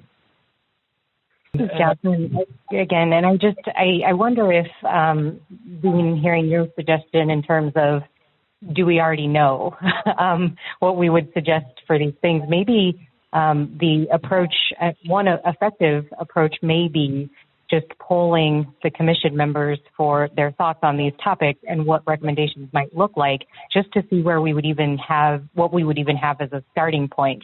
and giving us kind of a metric to some degree of, would this be too much for us to take on, or do we have enough knowledge and expertise and bandwidth here to even to propose something? Is just one suggestion for a guidepost. Yeah, I certainly want to reach out to all of the commission members to look for volunteers, and I think your idea of soliciting information, expertise, and potentially even key informants from commission members would be useful as well. So in terms of a go, no-go, though, do people think that this is something that we should pursue?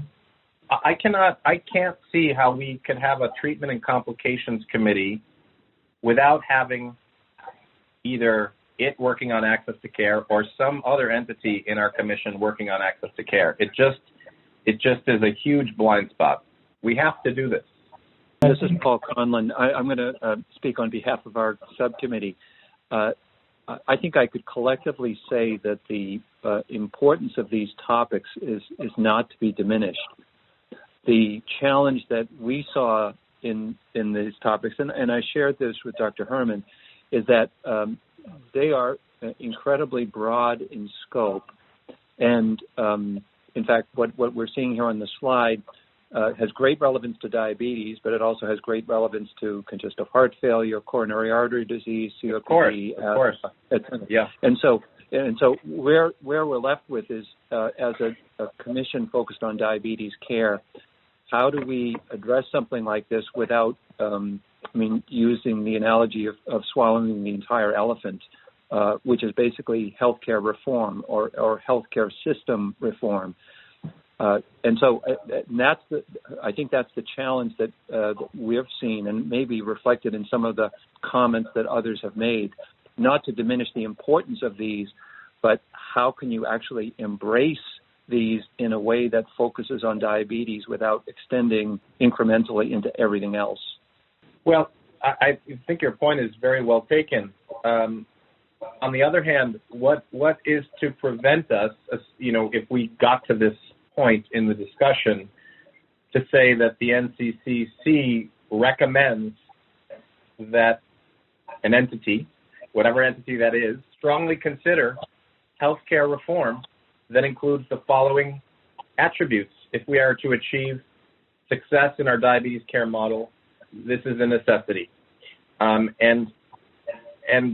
Not getting into specifics around certain models or certain plans or what PNHP says about it, but to essentially make a statement that we believe in order for the diabetes care model to be successfully implemented, there needs to be reform in the healthcare system. And we have wonderful models of that within our own country. Yeah, so I understand, Paul and Carol, that you are sort of at the limit of your bandwidth, and I understand the process that the Treatment and Complications Subcommittee has gone through. Yes, I was not suggesting that treatment and complications take it on. Sorry. Yeah. So I'm going to interject just a minute, Bill. Maybe you could narrow it down. Access to care, you're right. We need to make a comment on that. And we also need to make a comment on access to critical medications. But when we look across HRSA, Indian Health Service, and VA, and I have no idea about Department of Defense, but they're using registries, they're using team care, they're using care management. Most of them have quality measurement and reporting.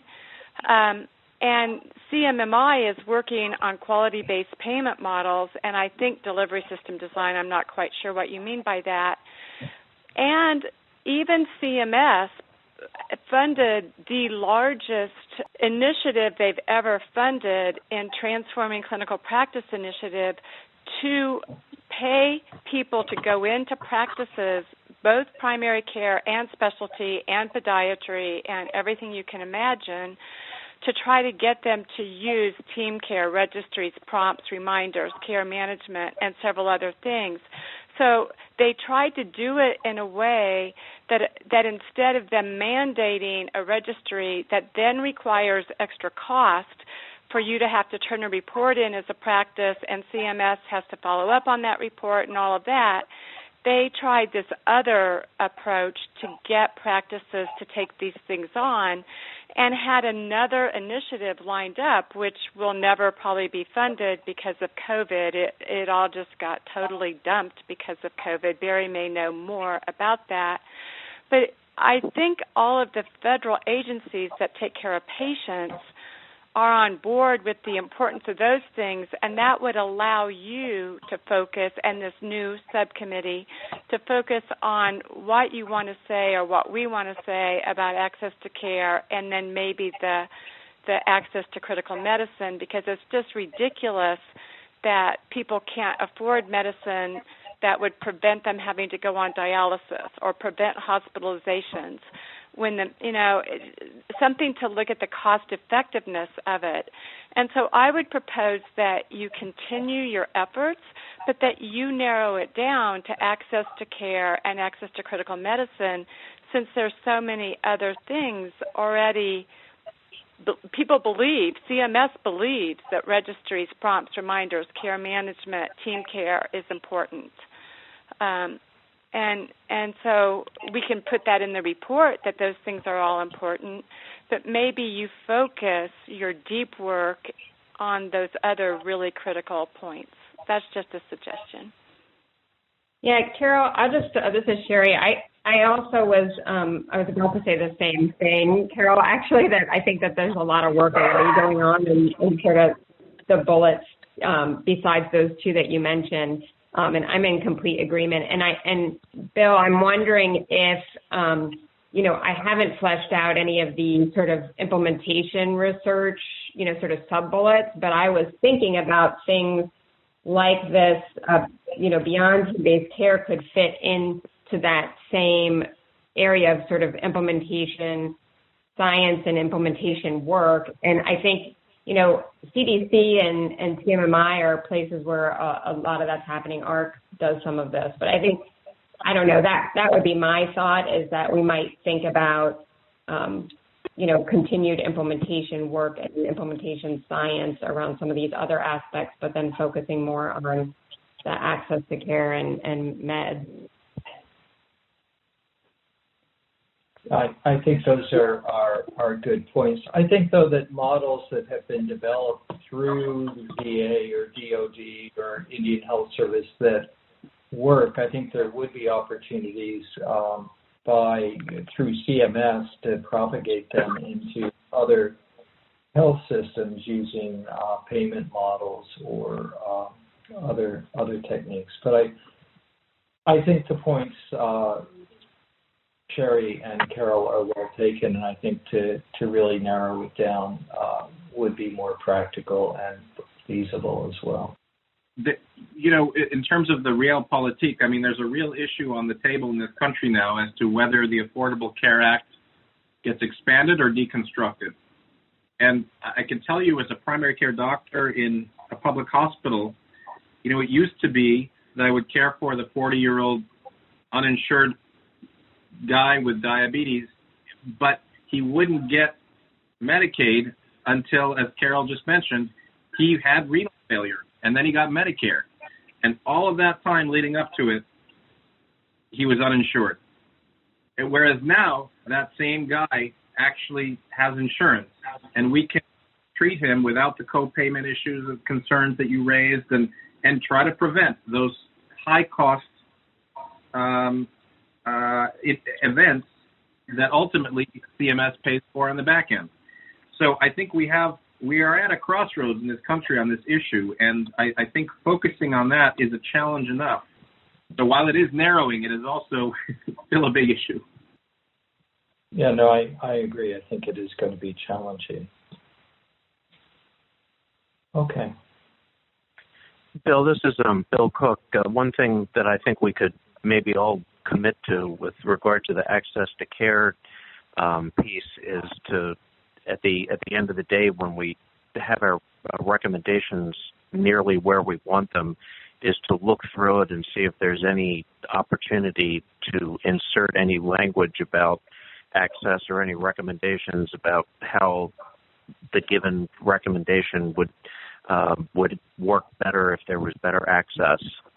Just sort of discipline ourselves to do that. Yeah, I think that's a good point as well. Obviously, targeted prevention and treatment and complications are all dependent on people having access to care. Good. Okay, so I will plan to try to focus this a bit more, solicit input from everyone in terms of key informants and areas that you all think we should try to focus on, and also solicit people who would be interested in working on any of these topics. But don't overcommit yourselves either. I know that a lot of you are very busy with the existing subcommittees, and I don't want the wrath of the subcommittee chairs on my head for taking you away from them. Good. We're actually almost back on time. I do believe we have one oral public comment. I guess we're 15 minutes late. Is Deneen from United Health Group available, Jennifer? Yes, they're on the line. Operator, go ahead and unmute Deneen. Good afternoon. My name is Deneen Voita, and I am the Chief Medical Officer of United Health Group's Research and Development Group. A critical focus area for us is metabolic disorders, including obesity, prediabetes, and type 2 diabetes. We are advancing new therapies and technologies designed to prevent type 2 diabetes and facilitate its remission. One therapy we and others have rigorously investigated is metformin. I am sure many of you are familiar with metformin. It is well-tolerated, inexpensive first-line therapy for individuals living with type 2 diabetes and recommended in many published clinical guidelines. Through its mechanism of action, metformin consistently promotes weight loss and reduces inflammation in the body, and thus is has well-documented success in treating obesity and prediabetes. However, metformin is not formally indicated for either prediabetes or obesity, and therefore only 4% of people with prediabetes are prescribed metformin, and it is rarely prescribed as a treatment for obesity unless the patient is being treated by an obesity specialist. We observed the positive effects of metformin when we rolled out a medical weight loss program for our United Health Group employees in 2019. Over 900 employees participated in this one-year program co-designed with Dr. Lou Aroni, which combined evidence-based lifestyle interventions, nutritional support, and generic drugs, including metformin. In fact, 80% of these patients were prescribed metformin. While the program was halted by the onset of COVID-19, an analysis of patients who completed the one-year program demonstrated that 70% achieved significant weight reduction, and the mean weight loss was 10.5%.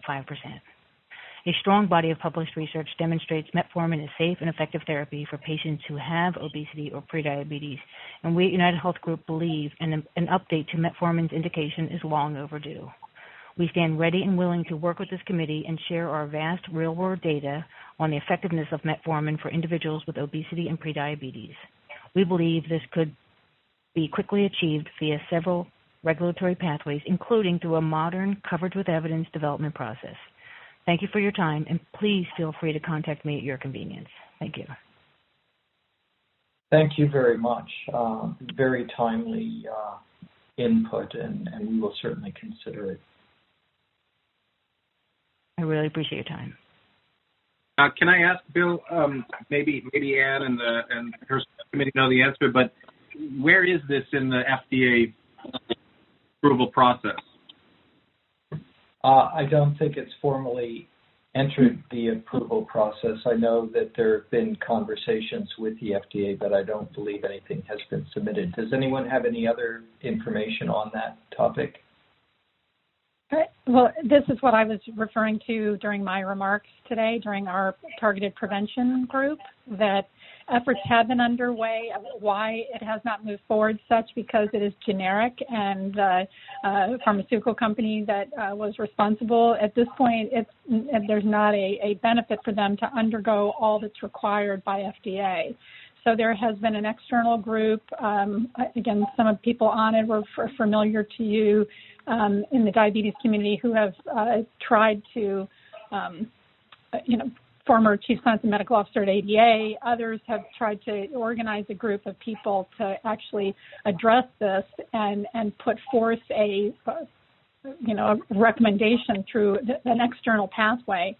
And essentially, we're told because it's really not shown prevention, sort of permanent prevention, if you will. It's looked at as more a early treatment for diabetes. You're just getting somebody earlier in the course of their glucose abnormality, that they were unwilling to approve it for prevention. That's why the wording in our recommendation is delay, getting FDA to approve it for delay. So our group is going to have to look much more at this, and certainly, as Deneen has offered their input, and we can reach out to those who are on that external sort of public group that came together, Carol Mangione and others who worked on this, that we can certainly look to see what they have come across and maybe better ways to word our recommendation.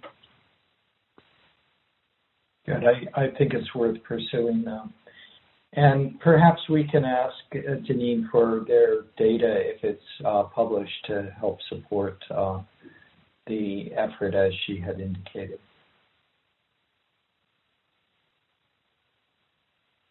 Okay. Meeting review and next steps. Clydette, do you have any comments at this point? Bill, I think Clydette lost her phone contact. She had indicated that earlier. She's written in the comments that she doesn't have any comments or closing remarks. Bill, can I ask a process question that perhaps Clydette was going to address? I'm trying to understand as a subcommittee co-chair if, from a process standpoint, the conversations we've had here today, do they imply that the subcommittee should proceed in refining the draft recommendations that we put forward? Does this mean that there is a general consensus that to move forward in those directions, or is there going to be another step in the process to vet these draft recommendations? So I think that my sense from the meeting today was that there was consensus. There was not major objections or problems with any of the recommendations that were made. Each of the subcommittees laid out their next steps. I think my recommendation would be to continue to move forward to revise the recommendations that you came up with today based on the feedback you've received and the thoughts that you've had on the various subcommittees. But I think we need to push forward with additional recommendations as well, and the next steps as were laid out by each of the subcommittees. So I wouldn't spend, I think there'll be an opportunity to wordsmith the recommendations, reconcile them, consolidate them, integrate them, but I think we need to be continuing to move forward as well. Okay, thank you. Yeah, I'm speaking here really for myself and my sense from the meeting. Do others have other thoughts about that?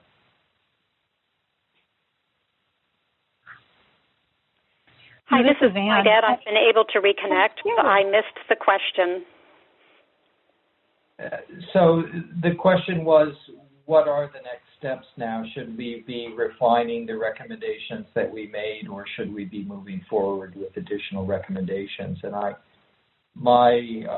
thought that there was general consensus for the recommendations that had been made today. I think they could use a little minor tweaking, but I think, to me, the most pressing issue is to lay out as many of the recommendations as we can and to continue to move forward with the next steps as outlined by each of the subcommittees. Yes, this is Clydette. I would say yes to both, refining the current recommendations and adding where the subcommittees see that is appropriate.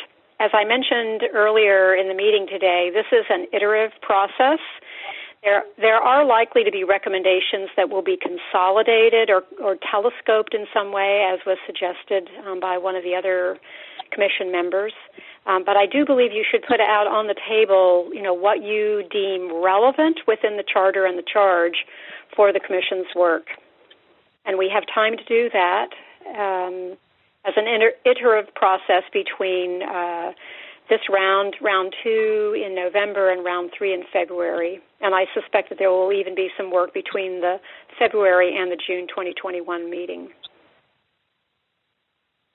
But I think the approach that John Boltry and the Targeted Population Subcommittee took, which was really to get the provisional recommendations down for discussion, is really critical. I would agree, Bill.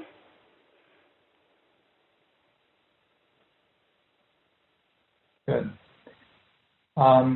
Any other thoughts on the format of this meeting or the next steps? Was this the most efficient use of our time?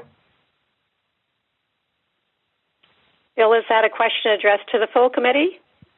Yeah, yes, anyway. Or to me? No, any suggestions about the format of the meeting in terms of future meetings and anything we should do differently in the future? I think the meeting itself, having the meeting scheduled, is useful because I did see a lot of activity in the last few weeks. It would be great to be able to keep up this level of engagement as we move forward. Bill, I mean, I think this was a terrific meeting. I mean, we're getting very concrete, and it's people can respond to actual draft recommendations, and so I think it was extremely helpful for me in terms of my understanding of what the other subcommittees are doing. I agree. This is Carol, and it also opens up where we might find our own overlap. We didn't have any duplication, but there might be places where we could have collaboration or combine. So I thought being able to see everybody's draft recommendations in one setting, I thought was worthwhile. Hi, this is Clydette. I would also echo the positive comments about the Commission's work process. And between this meeting and the November meeting, there will be other co-chair calls and subcommittee calls. Whatever we can do from the ODPHP or OWH support process, kindly let us know. And is everyone aware of the transition to the Office of Women's Health? Is Dorothy on the call, or? If Rick Olson could comment on that as the technical lead. Sure, I can comment. I don't know if Dorothy's on the speaker side. I'm sure she's listening to the call. We are transitioning the leadership on the support side from the Office of Disease Prevention and Health Promotion to the Office of Women's Health. We've been transitioning for the past month or so, and we'll continue to transition.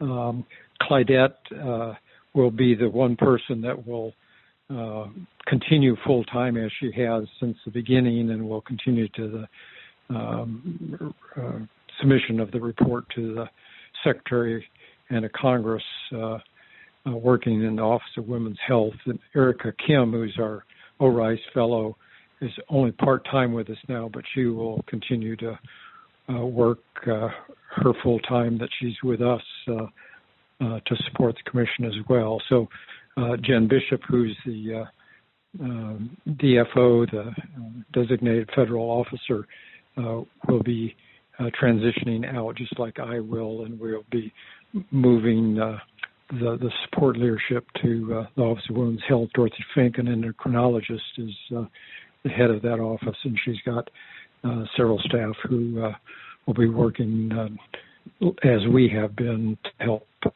support efforts. Thank you, Rick. And I just want to reassure the Commission and those in attendance on the call that I look forward to the continuity of my service to support the Commission. We are grateful that you're able to do it, Clydette. Love working with you all, to be honest.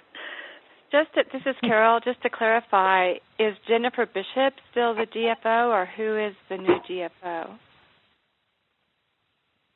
She is currently the DFO until this transitions. She will transition with us? No. Rick, could you explain that as well? Yeah, a new person from OWH take that over. In the interim, Clydette may be the DFO for a while, but it's just kind of stretching her thin to be doing that, plus all of the technical support that she does. So, but staff in the Office of Women's Health will be taking that function over as well. So, the co-chairs from the subcommittees know this, and so does Bill.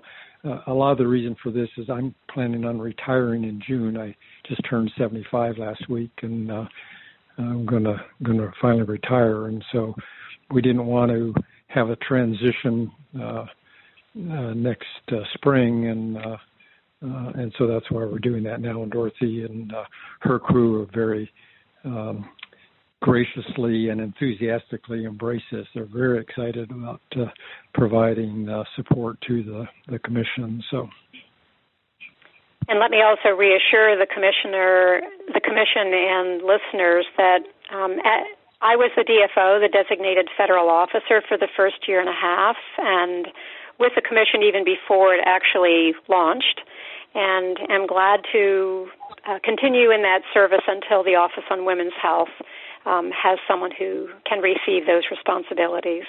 In any case, the work will go on, and we hope that behind the scenes things will work smoothly for you all and for your purposes. Good. Thank you, Clydette. And Rick and Jen, I want to thank you both on behalf of the Commission for all of your tremendous help. And I want to also welcome Dorothy Fink to the Commission. We're glad to have you as well. Are there any final comments? If not, we can adjourn the meeting. Pretty much on time. Great. Well, thank you all very much, and have a great weekend. Thank you, Bill. Thank you, Commission. Thank you. Thanks, everybody. Bye-bye. So this concludes our meeting, and we are officially adjourned.